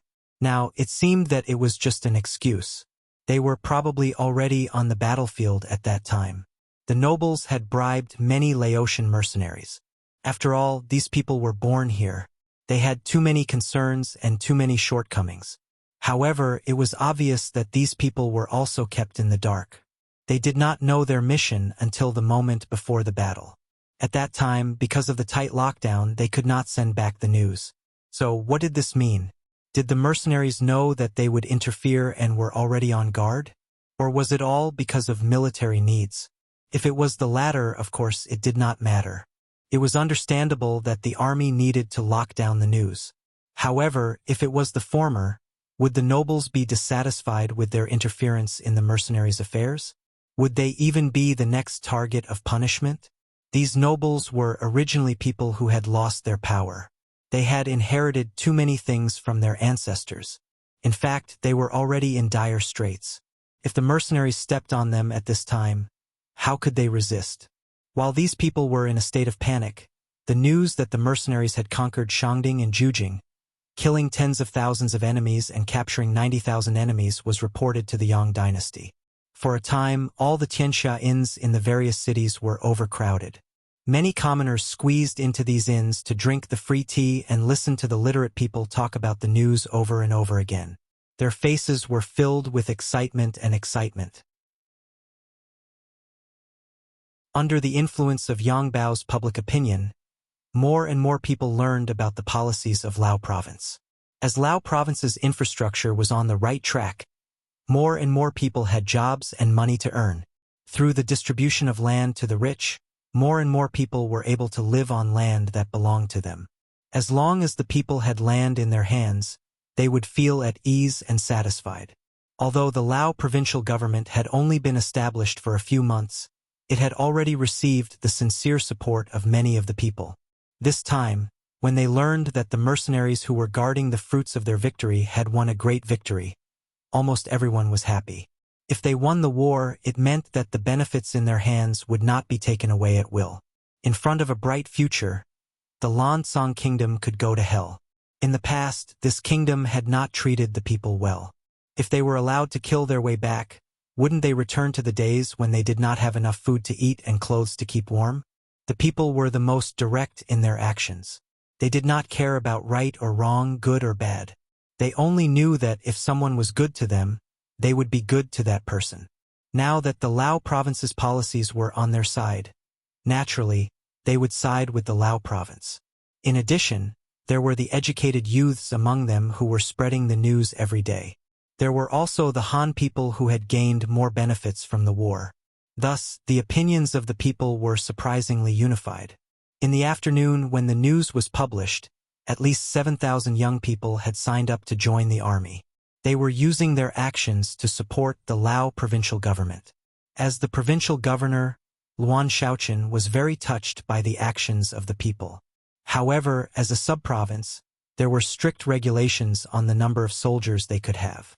This was to prevent other provinces from secretly expanding. Thus, in the face of the enthusiasm of the people, Luan Shaoqin personally received them at the square in front of the government building. He expressed his gratitude and stated that there was no shortage of people in the mercenary army. He also asked them to return first. If there was a need to recruit soldiers, Yang Baozhong would report it. As for the youths who did not want to join the army on a whim, he suggested that they sign up first to learn some basic military knowledge. If there was a need for soldiers, those with experience would naturally be given priority. After much persuasion, they finally managed to persuade more than 7,000 people to go back. This scene quickly spread throughout the entire Wanxiang city, causing many people to be shocked. In just a few short months, the Lao provincial government had already won the hearts of the people. It seemed like even the Lansong kingdom's most glorious period could not achieve this. With Luan Shaoqin holding the fort and meticulous preparations, the provincial government was operating as usual. Other than continuously sending various war preparations to the front lines, they were fully focused on developing their businesses and infrastructure. Just like Crimson City, they were developing day by day. With the victory at the front lines, the nobles did not dare to make any sarcastic remarks and became much more obedient. The goods that were originally overstocked were also quickly sold out when the news of the victory at the front lines spread. Since the mercenary army had expressed their determination to protect the merchant group, what else did they have to worry about? Even if they could not sell their goods to Phnom Penh, Siam, and Ava, but weren't there other countries and regions around them? Just Great Ming alone was a huge market, and it was enough for them to mess around. The merchants began to move. Every time they brought in goods, they would have to pay more tax. The money from the sale of goods could not be intercepted in Lao province, and all of it had to be handed over to Chien City after the transaction. However, the tax did belong to them, and they could use it to develop their businesses. Money made the world go round. The development of Lao province entered a faster track. However, in this era of rapid development, there was a sudden movement in Langkai City, which was south of Wanxiang City. The Siam Kingdom had sent out 200,000 soldiers and was about to attack the city. As the war progressed, the days passed, and Siam and Ava finally started to make their moves. This was especially so for Siam, whose territory was adjacent to Wanxiang City, where the Lao province government was located. When they received King Boromir's request for help, the higher-ups made the decision to send troops to Wanxiang City. King Ili Chi of Siam was a person with foresight. When Jiaoji was still around and sent troops to South Ming, his attention was already on this place. If not for the fact that he had to cross Lansong and Jiaoji to enter Great Ming, he would have already thought of sending troops to seize the resources of Great Ming. What happened next was beyond Ili Chi's expectations. Suddenly, a mercenary army appeared and defeated the seemingly strong Jiaoji. Then, the mercenary army took over Lansong and changed its name to Lao Province. This series of actions immediately made him feel nervous. Ili Chi was worried about the powerful military strength of the mercenary army.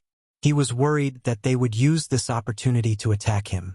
In all honesty, if he had such a powerful army, he would definitely not be soft-hearted. He would definitely raise his butcher's knife and slash down on the people and regions that he felt deserved it.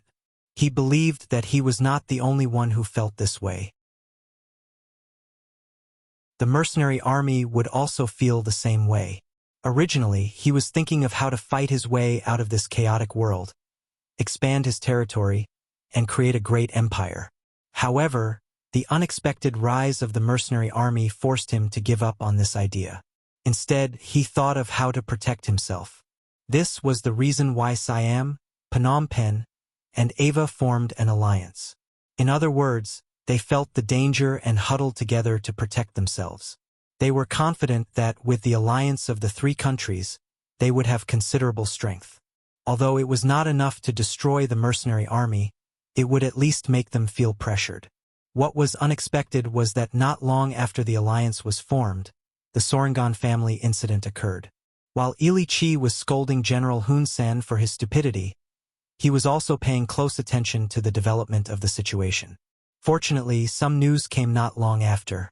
The mercenary army suddenly stopped mentioning this matter, as if they had admitted defeat. However, why was his heart still unable to calm down? The facts proved that Ili Chi's intuition was right. On the surface, the mercenary army seemed to have admitted defeat. However, they had been gathering their forces secretly and launched an unexpected and swift attack.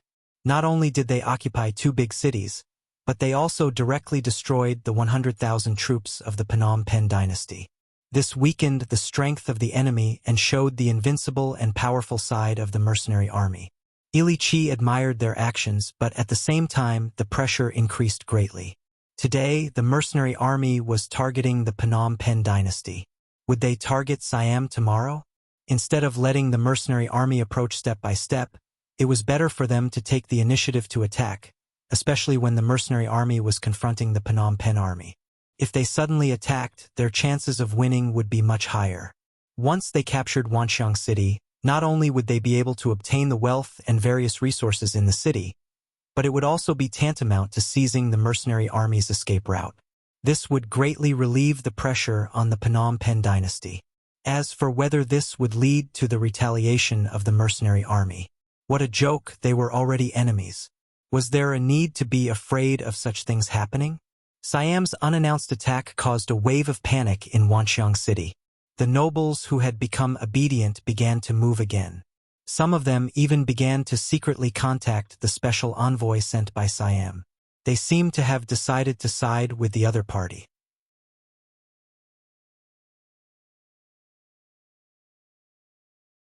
Chapter 6:11. The higher-ups were in a state of panic.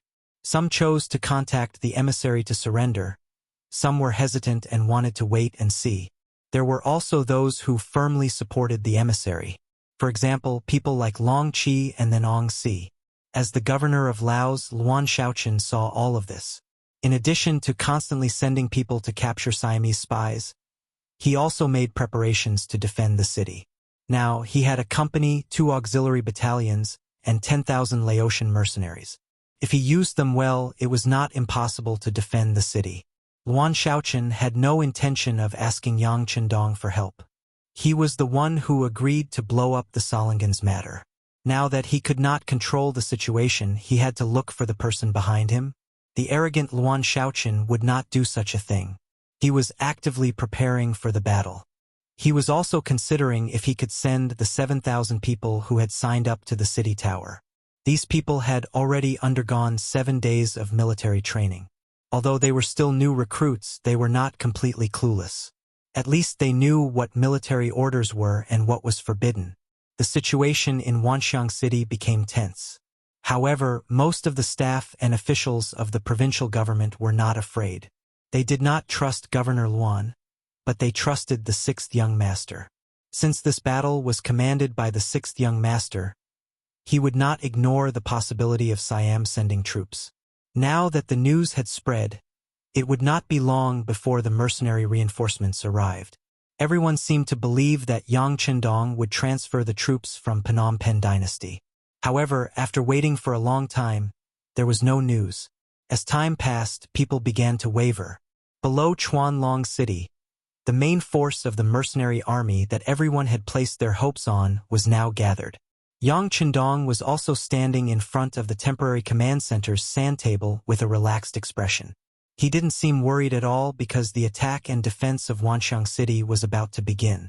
Are all the battalions and companies ready for battle?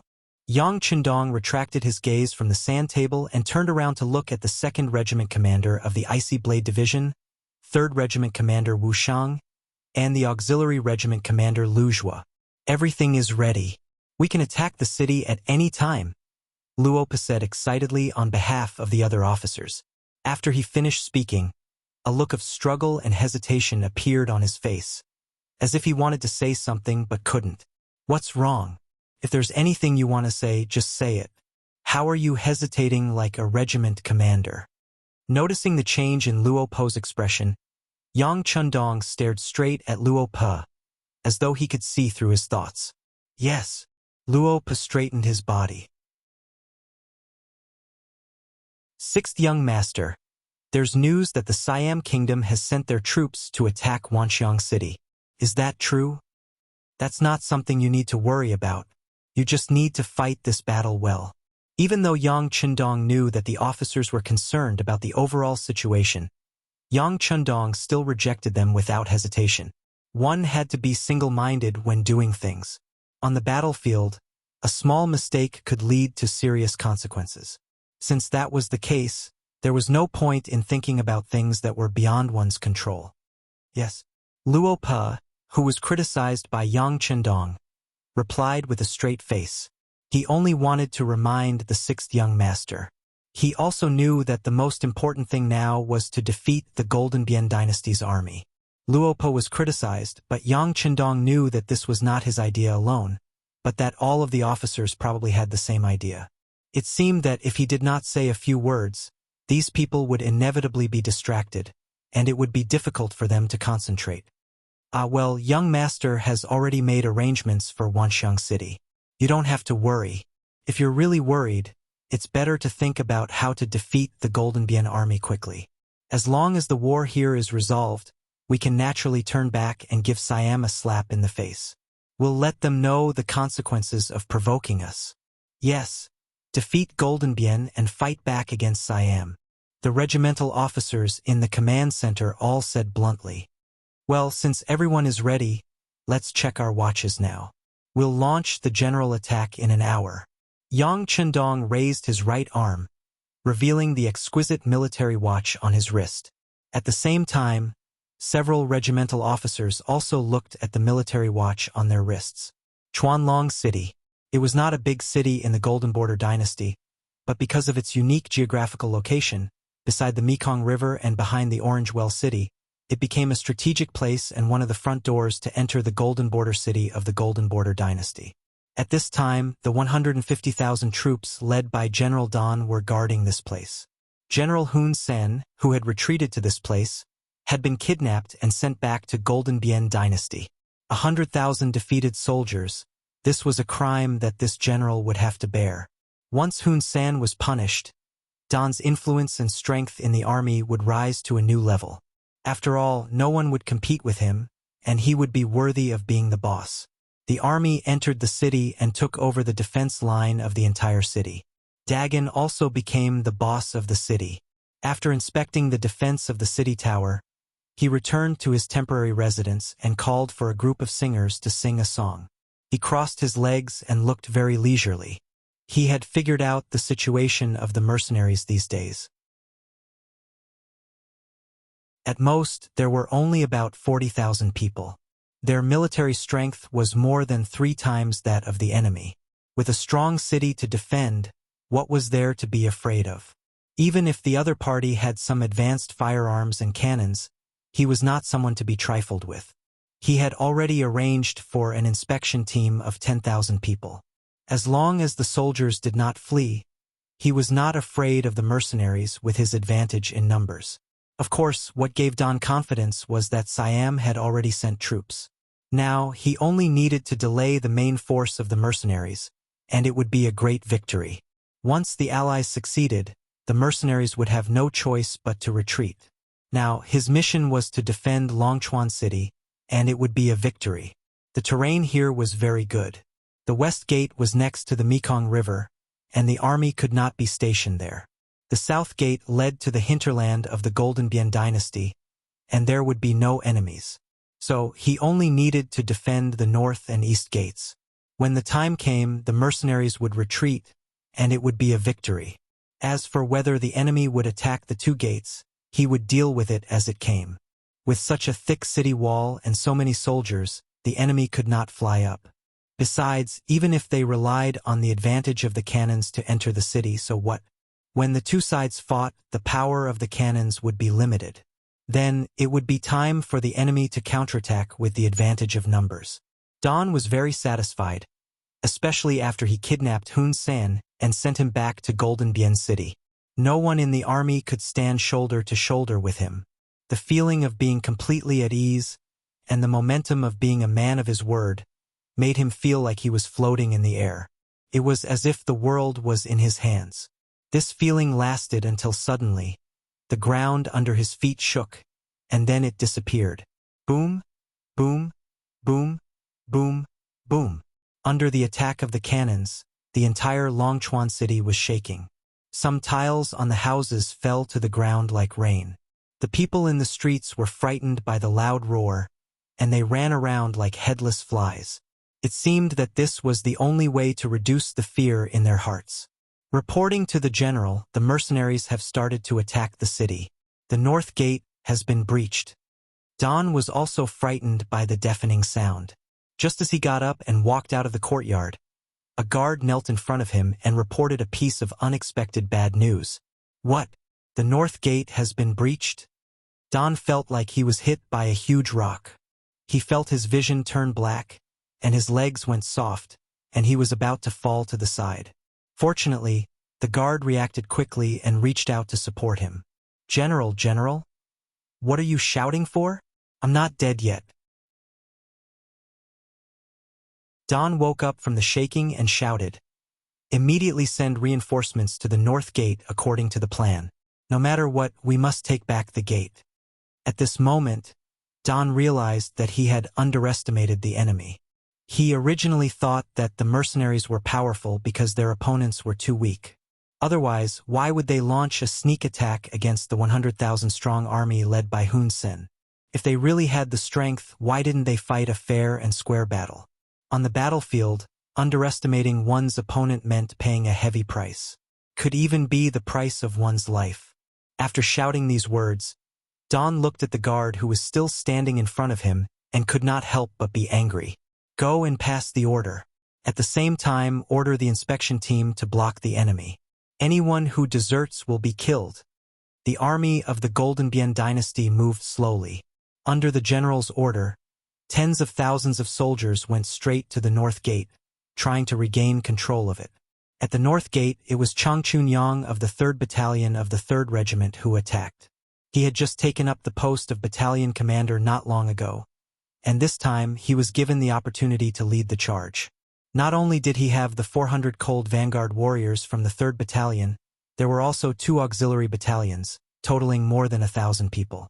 Under the accurate bombardment of the 100mm mortar, the north gate was broken like a piece of paper. Then, with a fierce charge, they arrived at the north gate. At this moment, the field of vision became wider.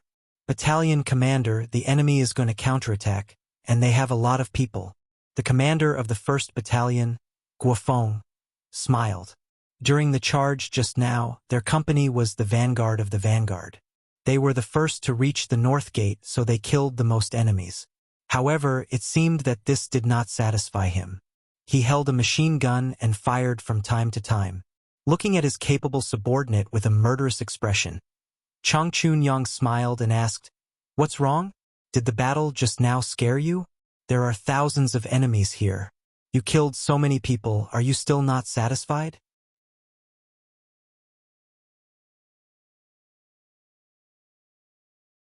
Chapter 6:12. You want to scare me with a 1,000-man team? Battalion commander, I'm not bragging. Our company is the strongest. Even if we face a 10,000-man team, we won't frown. Guofeng said with some pride, and then half a magazine of bullets shot out. Hundreds of meters away, at least 4 or 5 enemies were knocked down to the ground. You're good.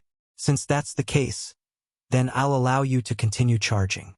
There are only 10,000 people on the other side now. I'll leave them all to you. Looking at Guofeng's boastful look, Chun Yangyuan wanted to kick him.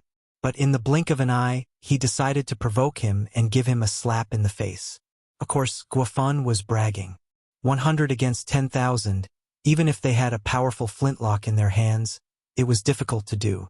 Not to mention that the enemy was still carrying out a planned charge. Occasionally, the enemy's inspection team could be seen behind the army. With such a great achievement, the company dare not enjoy it alone. It's better to let the wise battalion commander lead us. Guofeng knew that he was bragging, but he didn't care. Instead, he said with a flattering look.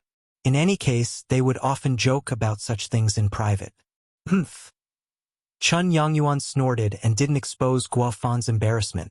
Instead, he said with a very serious expression, "No matter how many enemies come, we have to kill them all.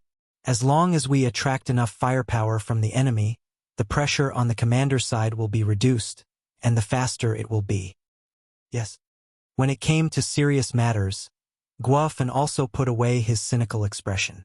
He turned around and shouted to the soldiers around him while firing his gun. "Fire for me. Don't be afraid of wasting bullets, and don't let the enemy counterattack. Shoot. Bang bang bang. Da-da-da. Tut-tut-tut." All sorts of gunshots rang out, representing the sounds made by different firearms. Thousands of tongues of fire spewed out together, suppressing the enemy's charging force in an instant. When the soldiers of the Golden Bian dynasty fell down as if they were blown by a hurricane, the momentum of the attack began to slow down.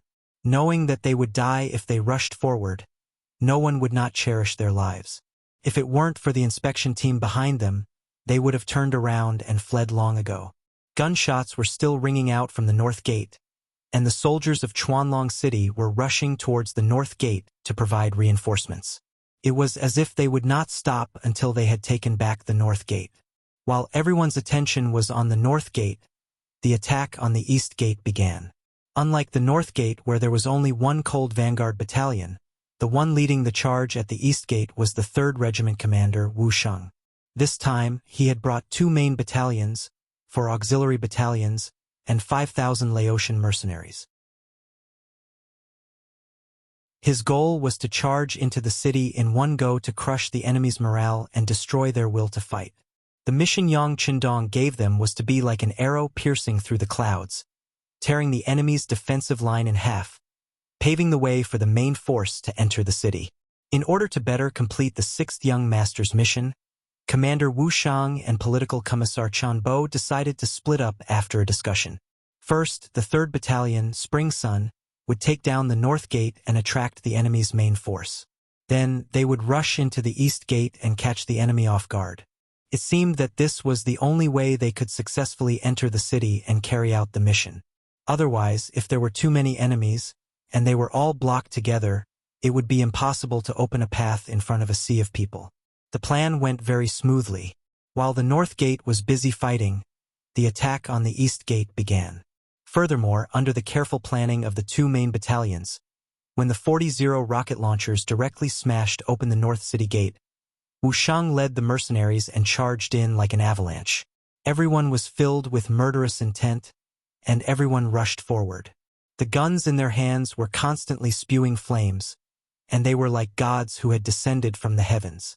Whenever an enemy was in their line of sight, they would be hit by bullets as soon as they raised their swords and rushed forward. They would either die immediately or fall to the ground and cry out in pain.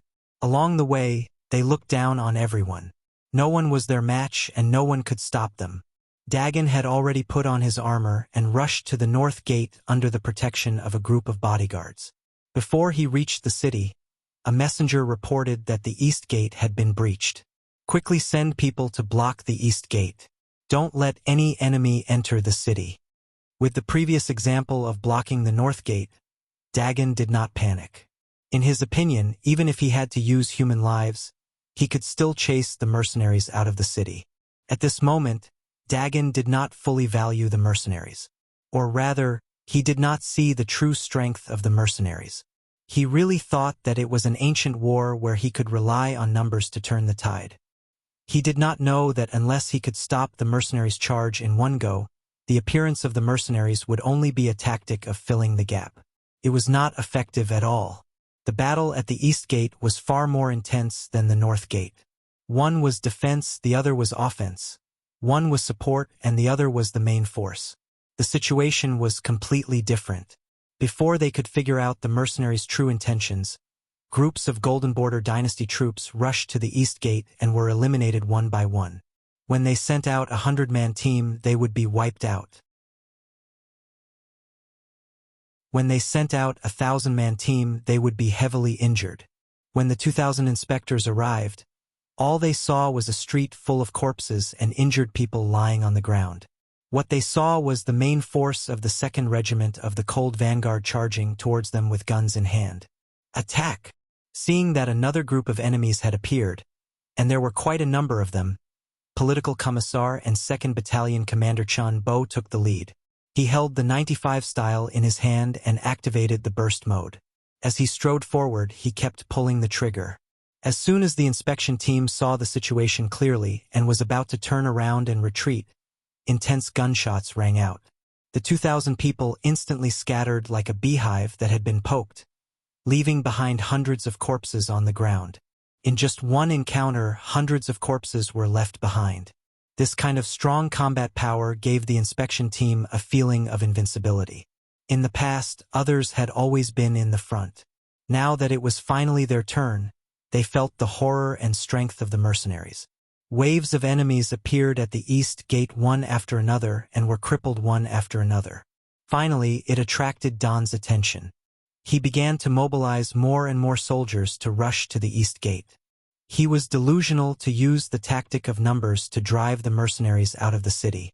Guns are very powerful, but they will run out of gunpowder eventually. Don't be afraid, just rush forward.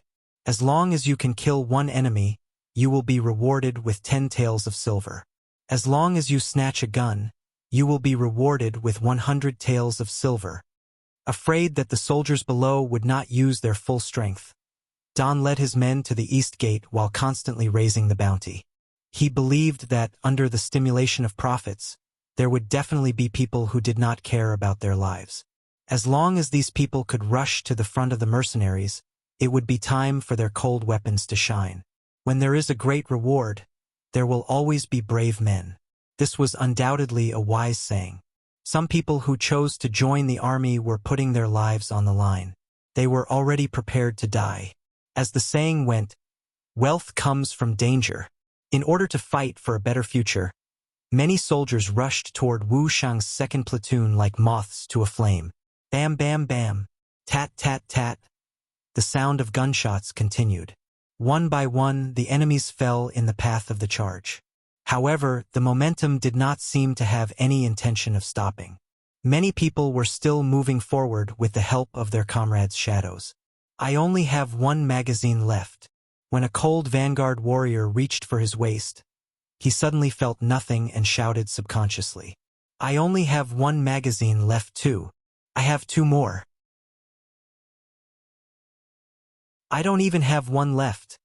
A cacophony of voices rushed into Wu Shang's ears. While his face turned bitter, he could not help but turn around and shout, "Who told you to waste bullets like this?" Wu Shang could not be blamed for saying this. Before the battle, every soldier had at least two basic sets of ammunition. For example, the 95 gun had 600 rounds of ammunition, a total of 20 magazines. At first, they thought it would be enough. Who would have thought that they would run out of ammunition so quickly? "All right, everyone save your bullets. At the same time, equip your bayonets and prepare for close combat." Political Commissar Chun Bo also shook his head helplessly. There were too many enemies.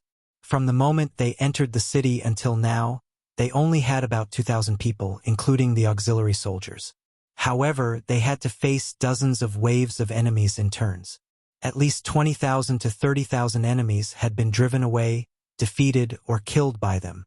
With such a glorious victory, it was reasonable that they did not have enough bullets. However, even if they did not have enough bullets, they could still fight in close combat. With their bone-deep training, they could even kill with cold weapons. The enemies would be terrified of them. Equip your bayonets. Commander Wu Shang also knew that the situation was a bit critical. It was not the time to blame anyone, so he shouted loudly. Then he took out the bayonet from his waist and inserted it into the 95 gun. Suddenly, a flash of white light appeared, like a soldier standing in a standard military posture. Majestic. Kill! As he sprinted forward, he fired the last bullet in his magazine. Wu Shang led the 1st Battalion, 2nd Battalion, for support battalions, and 5,000 Laotian mercenaries as they charged forward. Rows of bullets were fired, and the enemies fell to the ground one after another. The morale of the Golden Bian Dynasty soldiers, who wanted to take the opportunity to fight for their lives, dropped, and then they quickly retreated. The people running at the front were better off, but the enemies running at the back were in trouble. They didn't even have the chance to turn around before the mercenaries caught up with them. Then, one by one, the enemies exposed from behind were stabbed by bayonets and fell to the ground, covered in blood.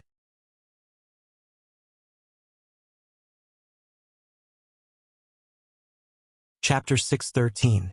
With a single charge, the 2,000-plus enemy troops were scattered and disintegrated. But before Wu Shang and the others could catch their breath, another team of 1,000 soldiers came from not far away. The two sides met in a narrow street in the city. Only the brave would win, and a chaotic battle ensued. At this moment, Lung Feng and the auxiliary soldiers fully utilized the 3-on-3 tactic. The three of them worked as one and launched a bayonet charge as if it was their daily training. Every time a dazzling white bayonet was thrust forward, an enemy would be stabbed and fall to the ground. Intestines and blood flowed everywhere. The brave mercenaries also led the 5,000 Laotian mercenaries behind them. They were originally armed with cold weapons, either broadswords or spears. At this moment, they finally came in handy. Following Lung Feng and the auxiliary soldiers, they also brandished their swords to kill the enemies, showing their strong combat power. The team of 7,000 people was like a torrent of steel, constantly killing the enemy and attracting the enemy's main force. After fighting for half an hour, the situation here finally attracted more soldiers of the Golden Bian Dynasty. Especially when they heard that the mercenaries did not have guns. Some of them felt that the time had come, so they stopped going to the North Gate and went to the East Gate. The pressure at the East Gate was getting stronger and stronger, while the pressure at the North Gate was getting weaker and weaker. When Chunyang and the others launched another long-range shooting, they found that the number of enemies was rapidly decreasing. When they could no longer form a human wall in front of them, Chunyang of the 3rd Battalion decisively said to the correspondent next to him, "Go and inform the 6th young master, the time has come." Yes, the time had come. The first attack at the North Gate and the slaughter at the East Gate were all for the 3rd step, which was the joint attack of Lung Feng's 2nd Battalion, 14 auxiliary battalions, and the 15,000 Laotian mercenaries. Considering that there were 150,000 soldiers of the Golden Bian Dynasty in the city, if they all attacked from one gate, it was likely that the gate would be blocked. In the end, they would block the way with only the corpses blocking the way. If that was the case, the enemies would have enough time to escape, which would not achieve the goal of severely injuring the enemy. Therefore, there were two waves of feints. Most of the enemies had gone over to the east gate, leaving the north gate empty. When Yang Chendong received the news, he immediately gave the order to launch an all-out attack. More than 20,000 mercenaries poured in from the north gate, joining up with Spring Sun's Cold Vanguard 3 battalions as they rushed into Dragon River City. The 30,000-strong army was like a whirlwind, and no one could stop them. They used machine guns, submachine guns, and semi-automatic rifles to kill anyone who tried to get close to them. The North Gate suddenly became the main attacking force, which made Dwayne, who was rushing to the East Gate, turn pale with fright. This confusion confused him. Where exactly was the enemy's main force, and where should he place his troops to defend? At this time, the 150,000 soldiers of the Golden Bian dynasty were in a mess. There were even some soldiers who had been rushing back and forth between the North and East Gates. Just as they were about to reach the East Gate from the North Gate, they received a military order to return to the North Gate. These generals were all puzzled and thought about the stupidity of the commanding general. However, they had no choice but to turn around and return to the North Gate. It was obviously too late to turn back now. The mercenaries had entered the city, and they were attacking while stabilizing their defense line. As they pushed forward step by step, the entire 5 streets near the North Gate were successfully taken over by them. After the first step, they began the second step of the attack. The mercenaries divided into more than a dozen teams in different directions, spreading rapidly to the surroundings like a spreading virus, and no one could stop them. A platoon could often be divided into groups. Once they met the enemy's 100-man team, they would raise their guns and fight. With the advantage of weapons, it was easy for a platoon to fight 100. Once they encountered a 1,000-man enemy, they would retreat while fighting, waiting for their enemies to drop dead bodies in the process. Often, as they fought, another mercenary squad would appear from another street. Then they would launch a pincer attack from both sides. The enemy would become dizzy, the enemy would be at a loss, the enemy would be crying for their parents, and the enemy would be littered with corpses. More and more mercenary teams began to show their terrible lethality and destructive power, slowly giving the soldiers of the Golden Bian dynasty in the city a feeling that there were enemies everywhere, that there was danger everywhere, and that there was nowhere safe. In such an environment, the enemy's morale was rapidly disintegrating. After more than 8 hours of resistance, before night fell, the tight string finally broke. The morale of the soldiers of the Golden Bian dynasty fell to the bottom at that moment, and a large number of defeated soldiers and deserters began to appear. The situation was irreversible. Under the blurred vision, the inspectorate could not see the situation on the battlefield clearly, and more people had the opportunity to escape. As some of the bolder ones took the lead to leave, more and more soldiers began to flee. Black shadows could be seen everywhere in the darkness. Some soldiers even sneaked away 20 meters in front of the inspectorate team. It was almost an open and above-board move. General Damon did not notice all of this. Since the mercenaries attacked at 1 o'clock in the afternoon until now, 4 or 5 hours had passed. He was panicking all the time, and now he finally had a chance to have a good rest.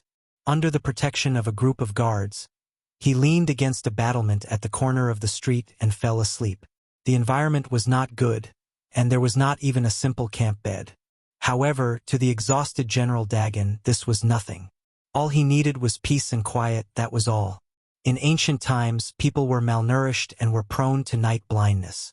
In addition, it was difficult for people to recognize their comrades and enemies from a long distance in a night battle. Therefore, unless it was necessary, no army was willing to fight at night.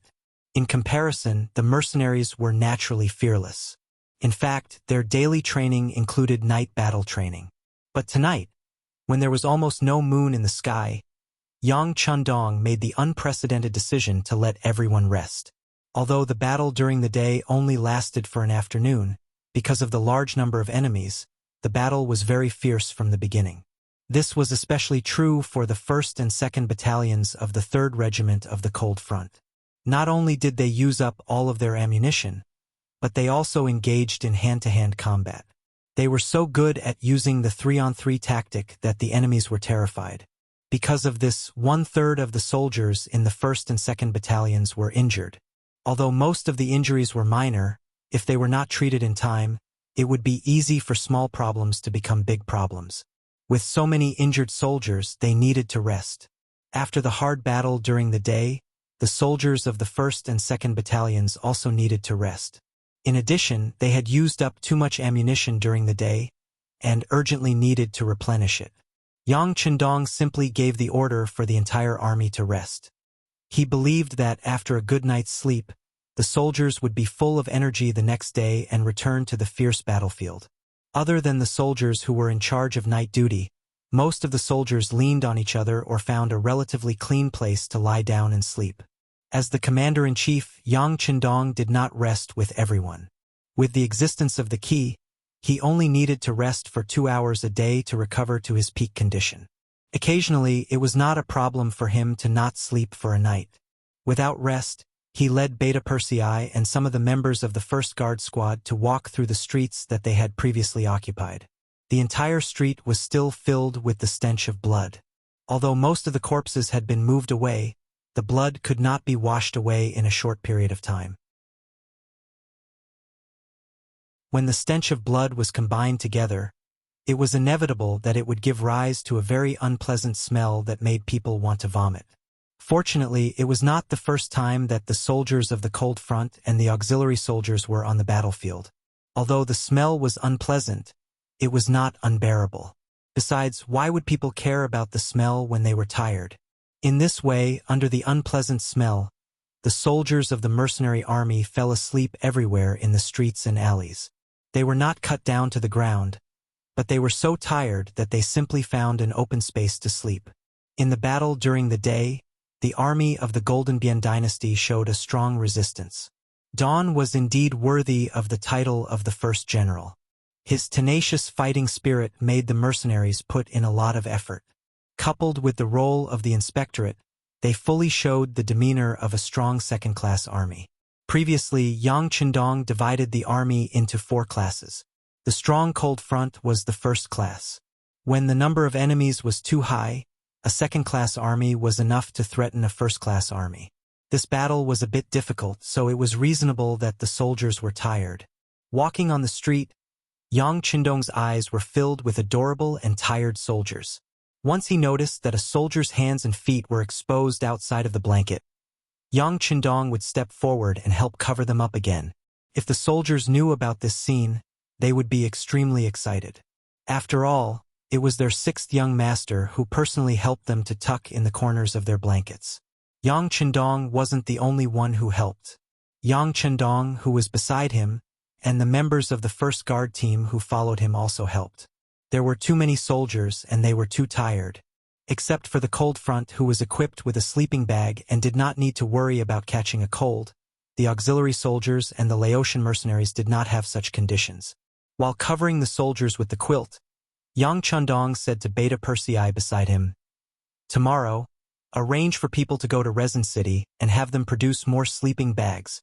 Our soldiers can't fall sick because of lack of rest. This is a great injustice to them." "Young master, I will remember." Beta Persei nodded heavily. This was the young master's concern for the soldiers. Such an order must be passed down as soon as possible.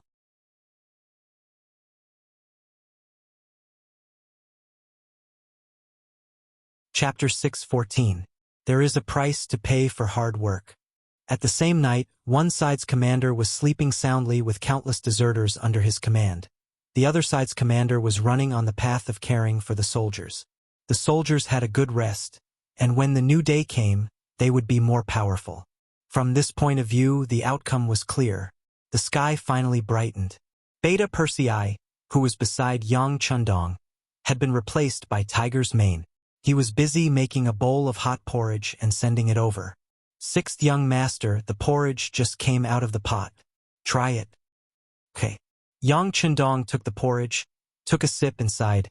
"It tastes good." and it has a lot of calories. Very good. He he he. Although the porridge was not made by himself, Tiger's Mane grinned when he saw that Yang Chundong was satisfied. By the way, have the other soldiers drunk? Yang Chundong just sighed and then focused on the soldiers. They are all queuing up to drink. By the way, young master, the scouts have sent information that at least half of the enemies escaped last night. Today's battle should be much easier. When it came to business, Tiger's Mane also restrained his smile and changed into a serious look. Well, this time the enemy is more stubborn, and their strength is still barely enough. Fighting with such an enemy will be of great help to improve the combat power and will of the soldiers. But at the same time, this is also the main force of the Gilded Dynasty. According to the intelligence of the Security Bureau, defeating them is equivalent to breaking their backbone. It will be much easier to conquer them next. At this point, Yang Chundong raised his head and poured the entire bowl of porridge into his mouth. At this time, he had a heroic aura on his face. Pass down the order. We'll launch the attack in half an hour. Deep in Chuanlong City, compared to Yang Chundong's heroism and hot-bloodedness, Dagon's face was filled with rage. Who would have thought that after he woke up from his sleep, he would realize that more than 50,000 of his soldiers had run away in just one night. Including those who had died on the battlefield yesterday, he now had less than 50,000 soldiers that he could use. What's going on? Didn't I tell you not to open the South City Gate? Where did those people escape from? Don't tell me all 50,000 of them jumped down from the tower? Dagon asked in disbelief. If it was only a few hundred soldiers using ropes and other objects to escape from the city gate tower, he could still understand. However, how could he accept the fact that 50,000 people escaped in one night? The bodyguard who was asked had a bitter look on his face. Knowing that the general was angry, not only could he not leave, but he could only stay here and explain. Thus, he carefully answered, "General, it was the captain guarding the southern gate who opened the gate and escaped. So, bastard!" After hearing the explanation, Dagon raised his leg and kicked him. The bodyguard who was half kneeling was unlucky. He fell to the ground and wailed in pain. Ignoring the soldier's pain, Dagon pulled out the saber on his waist and roared, "So what if 50,000 people escaped? I still have 50,000 men, which is more than the mercenaries. Today, I will fight them to the death." Dagon's words were filled with pride, but the dozen or so bodyguards beside him all fell to their knees and pleaded, "General, you can't do that. Now that the morale of the army is low, and the soldiers are exhausted, we can't fight anymore. Where there's life, there's hope. General, please take a step back and regroup. If we fight again another day, we will definitely win. There's an imbalance of power between us and the enemy. You can't use force, General. General, please reconsider." The bodyguards made all kinds of sounds. Their purpose was the same, which was to persuade Dagon to retreat. The army had lost its morale. If they fought now, they would only suffer heavy losses. Yesterday, they had 150,000 men, but they did not gain the slightest advantage. They lost tens of thousands and injured tens of thousands. They did not think that they could defeat the mercenaries with only 50,000 men. The bodyguards were not afraid of death, but they thought that it was not worth it to die in such a bloody battle. It would be better to take a step back and fight again after the army was reorganized. That way, the chances of winning would be much higher. You guys. At first, Dagon was unafraid of death, but the bodyguards seemed to be in the same tone. They kept persuading him, which made Dagon's momentum stagnate. Then, his head drooped down like a lifeless puppet. How could Dagon not know that it would be foolish of him to fight the mercenaries under such circumstances? But he was not willing to give up. The 150,000 men under him were the most elite force of the Golden Bien dynasty. With more than 3 times the number of men, the defense of the city wall, and their familiarity with the terrain, they could not defeat the mercenaries. He really did not know how to win. He had a feeling that once he gave up here, it would be difficult to defeat the mercenaries again. But if he continued to fight, how could he win with insufficient troops and low morale? If he retreated, it would be difficult to win. If he fought, he might be wiped out. This was a dilemma to begin with. But he still had to make a choice. Dagon sighed and the sword in his hand fell to the ground. Forget it. Forget it. If that's the case, let's retreat. Inform the soldiers in the city to withdraw as much as possible. Then prepare to set fire. Even if we leave, we can't let the enemy have a good time. Dagon finally made the decision to retreat, which made the bodyguards happy. This proved that they did not have to die, so they nodded and agreed. But before they could pass the order, the familiar gunshots suddenly sounded, and then became more and more frequent. It seemed that they were not far away. Not good, the mercenaries are attacking. General, let's go, or I'm afraid it's too late. The bodyguards heard the gunshots that were getting closer and closer. Their faces changed drastically, and they rushed to Dagon's side. If he did not retreat, they would carry him and retreat. Retreat. Dagon wanted to say something tough, but he did not know why. When he heard the gunshots, he was a little scared. Perhaps it was the psychological trauma left by yesterday's battle. But since the enemy had attacked, and he was not fully prepared, it would be meaningless to continue fighting. It was better to retreat now and save some strength anyway. Dagon escaped, and before he left, he gave the order for the entire army to retreat. However, because the mercenaries had launched their attack too early, and because they had replenished their ammunition, many of the enemies were caught before they could escape.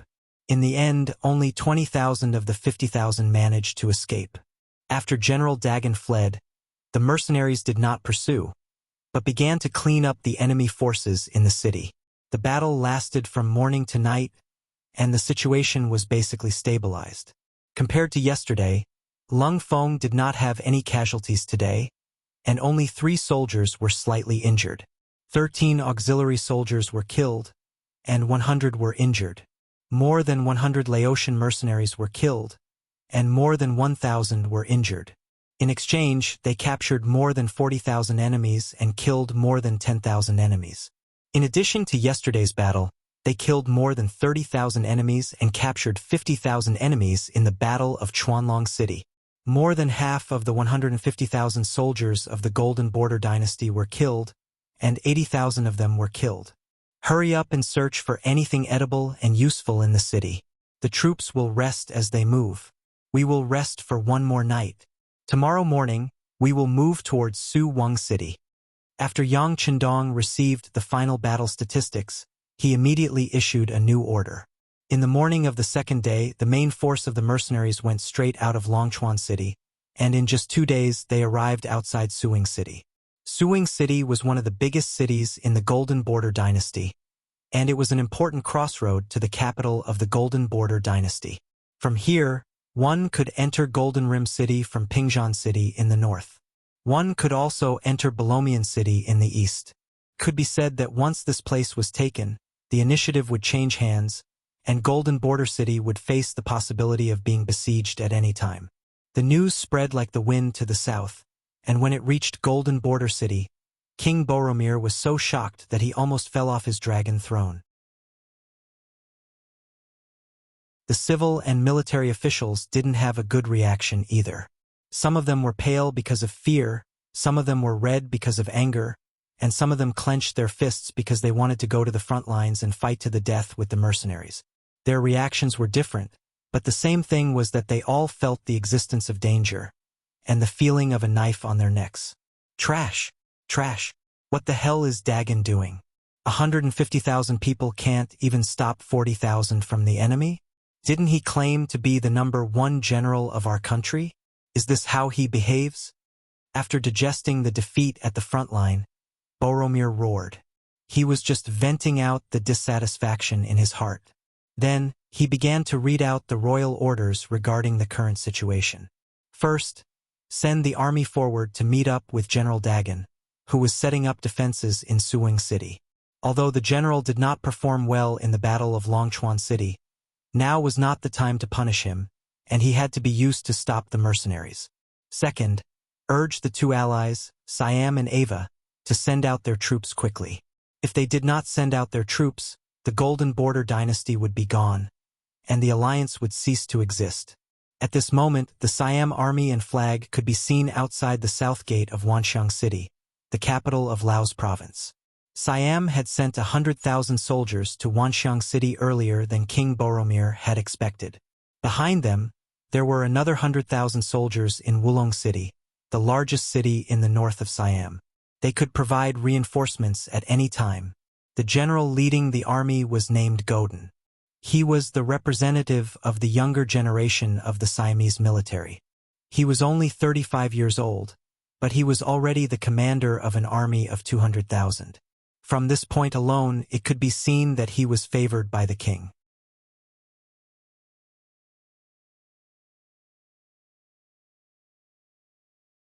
Chapter 6:15. Riding on a horse, dressed in a general's armor, Lan Tsong's face was full of confidence. Below Wanxiang City, Godin was full of pride and arrogance. Beside Godin was the famous general of Jiaoji, Fan Yuhai. This person was like a ghost who always made the right choice on the battlefield, escaping the pursuit and punishment of the mercenaries time and time again. This time, Fan Yuhai followed the Siam army and brought along 5,000 elite cavalrymen. After many rounds of elimination, the remaining 5,000 were undoubtedly the best of the best. According to Yang Qindong's evaluation, they had surpassed the standard of a second-class army and were moving towards a first-class army. General Fan, how long do you think it will take for our army to conquer Wanxiang City? With an arrogant expression, Godin raised his head as he spoke, as if he would not be able to match his status if he did not do so.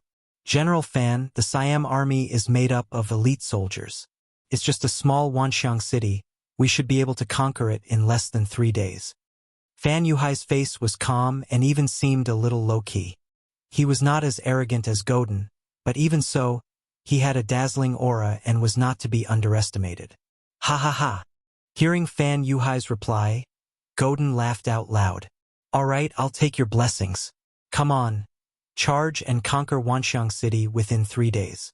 Then, I'll allow you to conquer the city for 1 day. Conquering the city for 1 day meant that within 1 day after conquering the city, the soldiers could take whatever they wanted.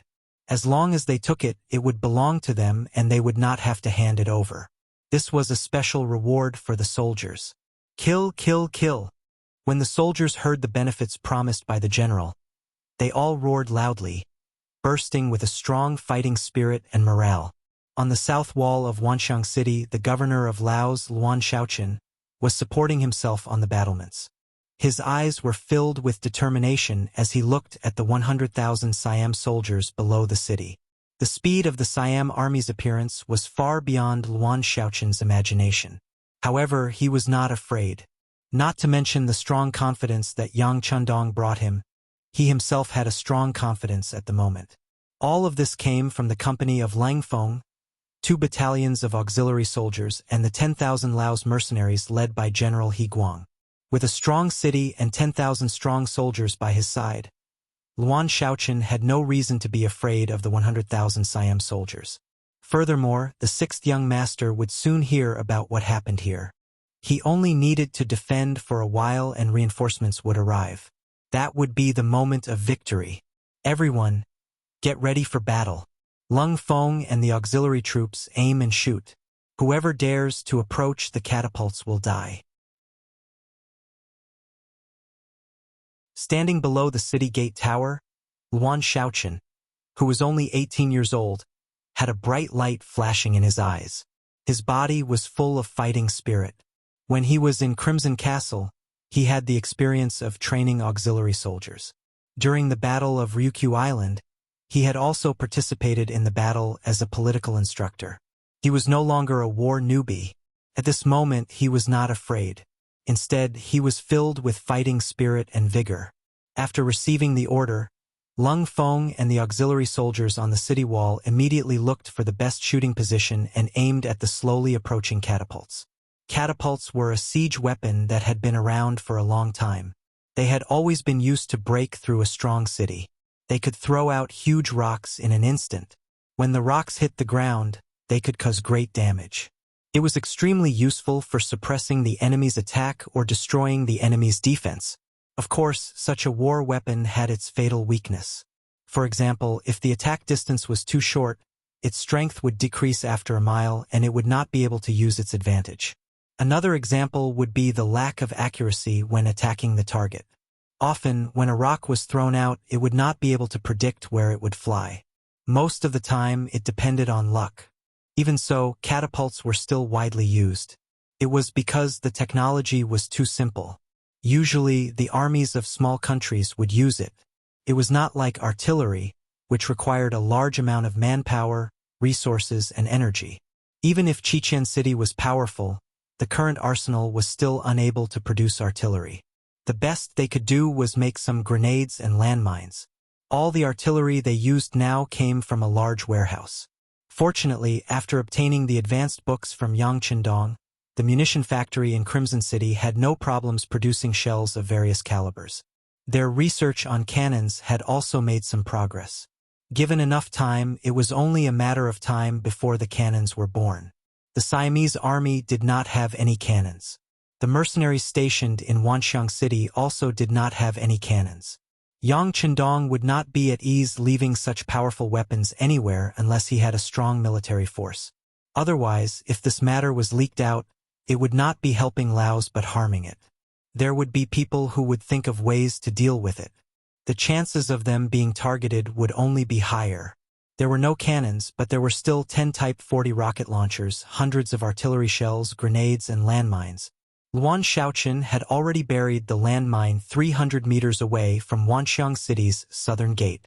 He had led the entire Lung Phone Company to set them up at night.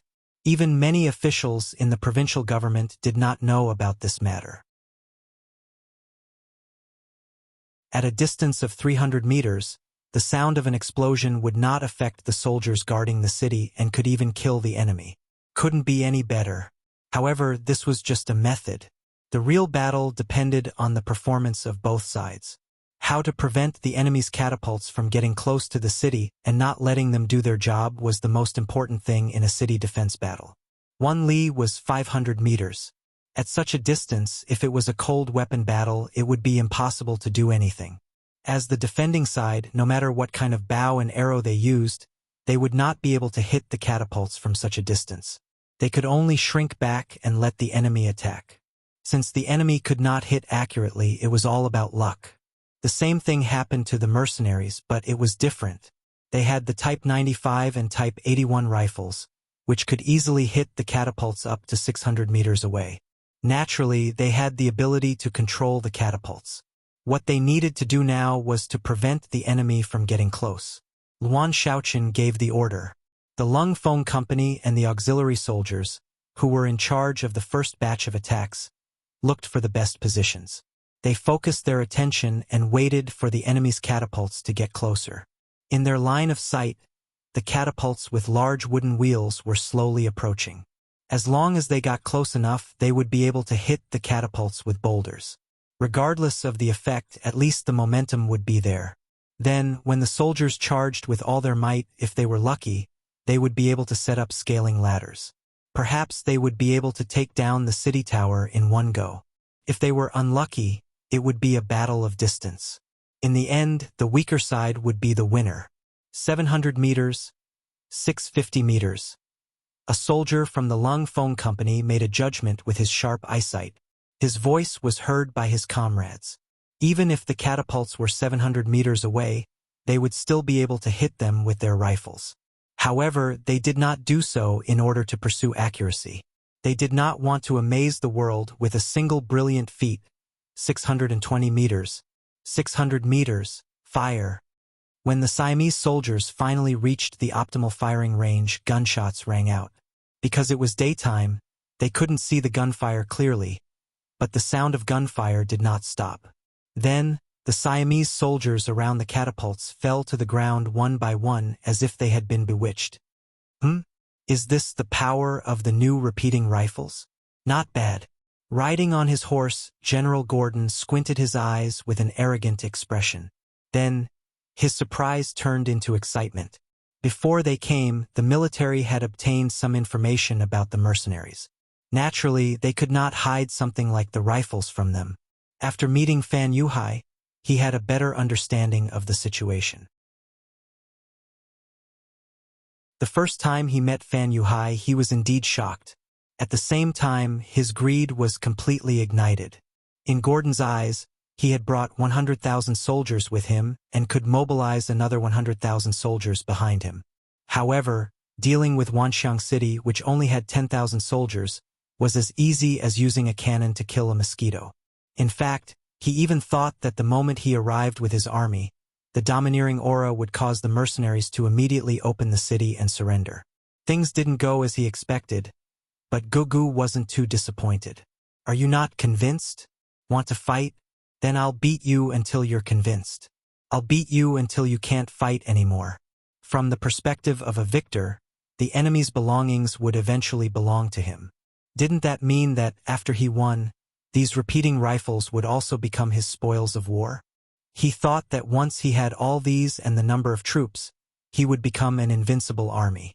At that time, Siam would inevitably become the core of this region and enjoy a glorious situation like the Great Ming Dynasty, where thousands of countries came to pay homage to it. As the general who had made the greatest contribution to the war, wouldn't he also have great power and authority and be respected by everyone? Gordon, who was still in a state of fantasy, was quickly interrupted by Fan Yuhai. "General Gordon, did you see that? The repeating rifles of the mercenaries are very powerful and accurate. It's time to send in the Iron Shield soldiers." Fan Yuhai continued to tell the secret of the Iron Shield's ability to block bullets to the Siam Kingdom, just like how he told the destroyed Lansong Kingdom. Back then, he organized a battle to attack and defend Hanoi City. Now, he was going to do the same to attack and defend Wanxiang City. The difference was that Luan Shaochen, who was also a provincial governor, was very careful. He guarded every city gate and made it impossible for them to launch a sneak attack. They had no choice but to attack the city openly. You're tuning in to the Journey of the Soul YouTube channel. Don't forget to subscribe and join us on this journey to catch the most captivating stories.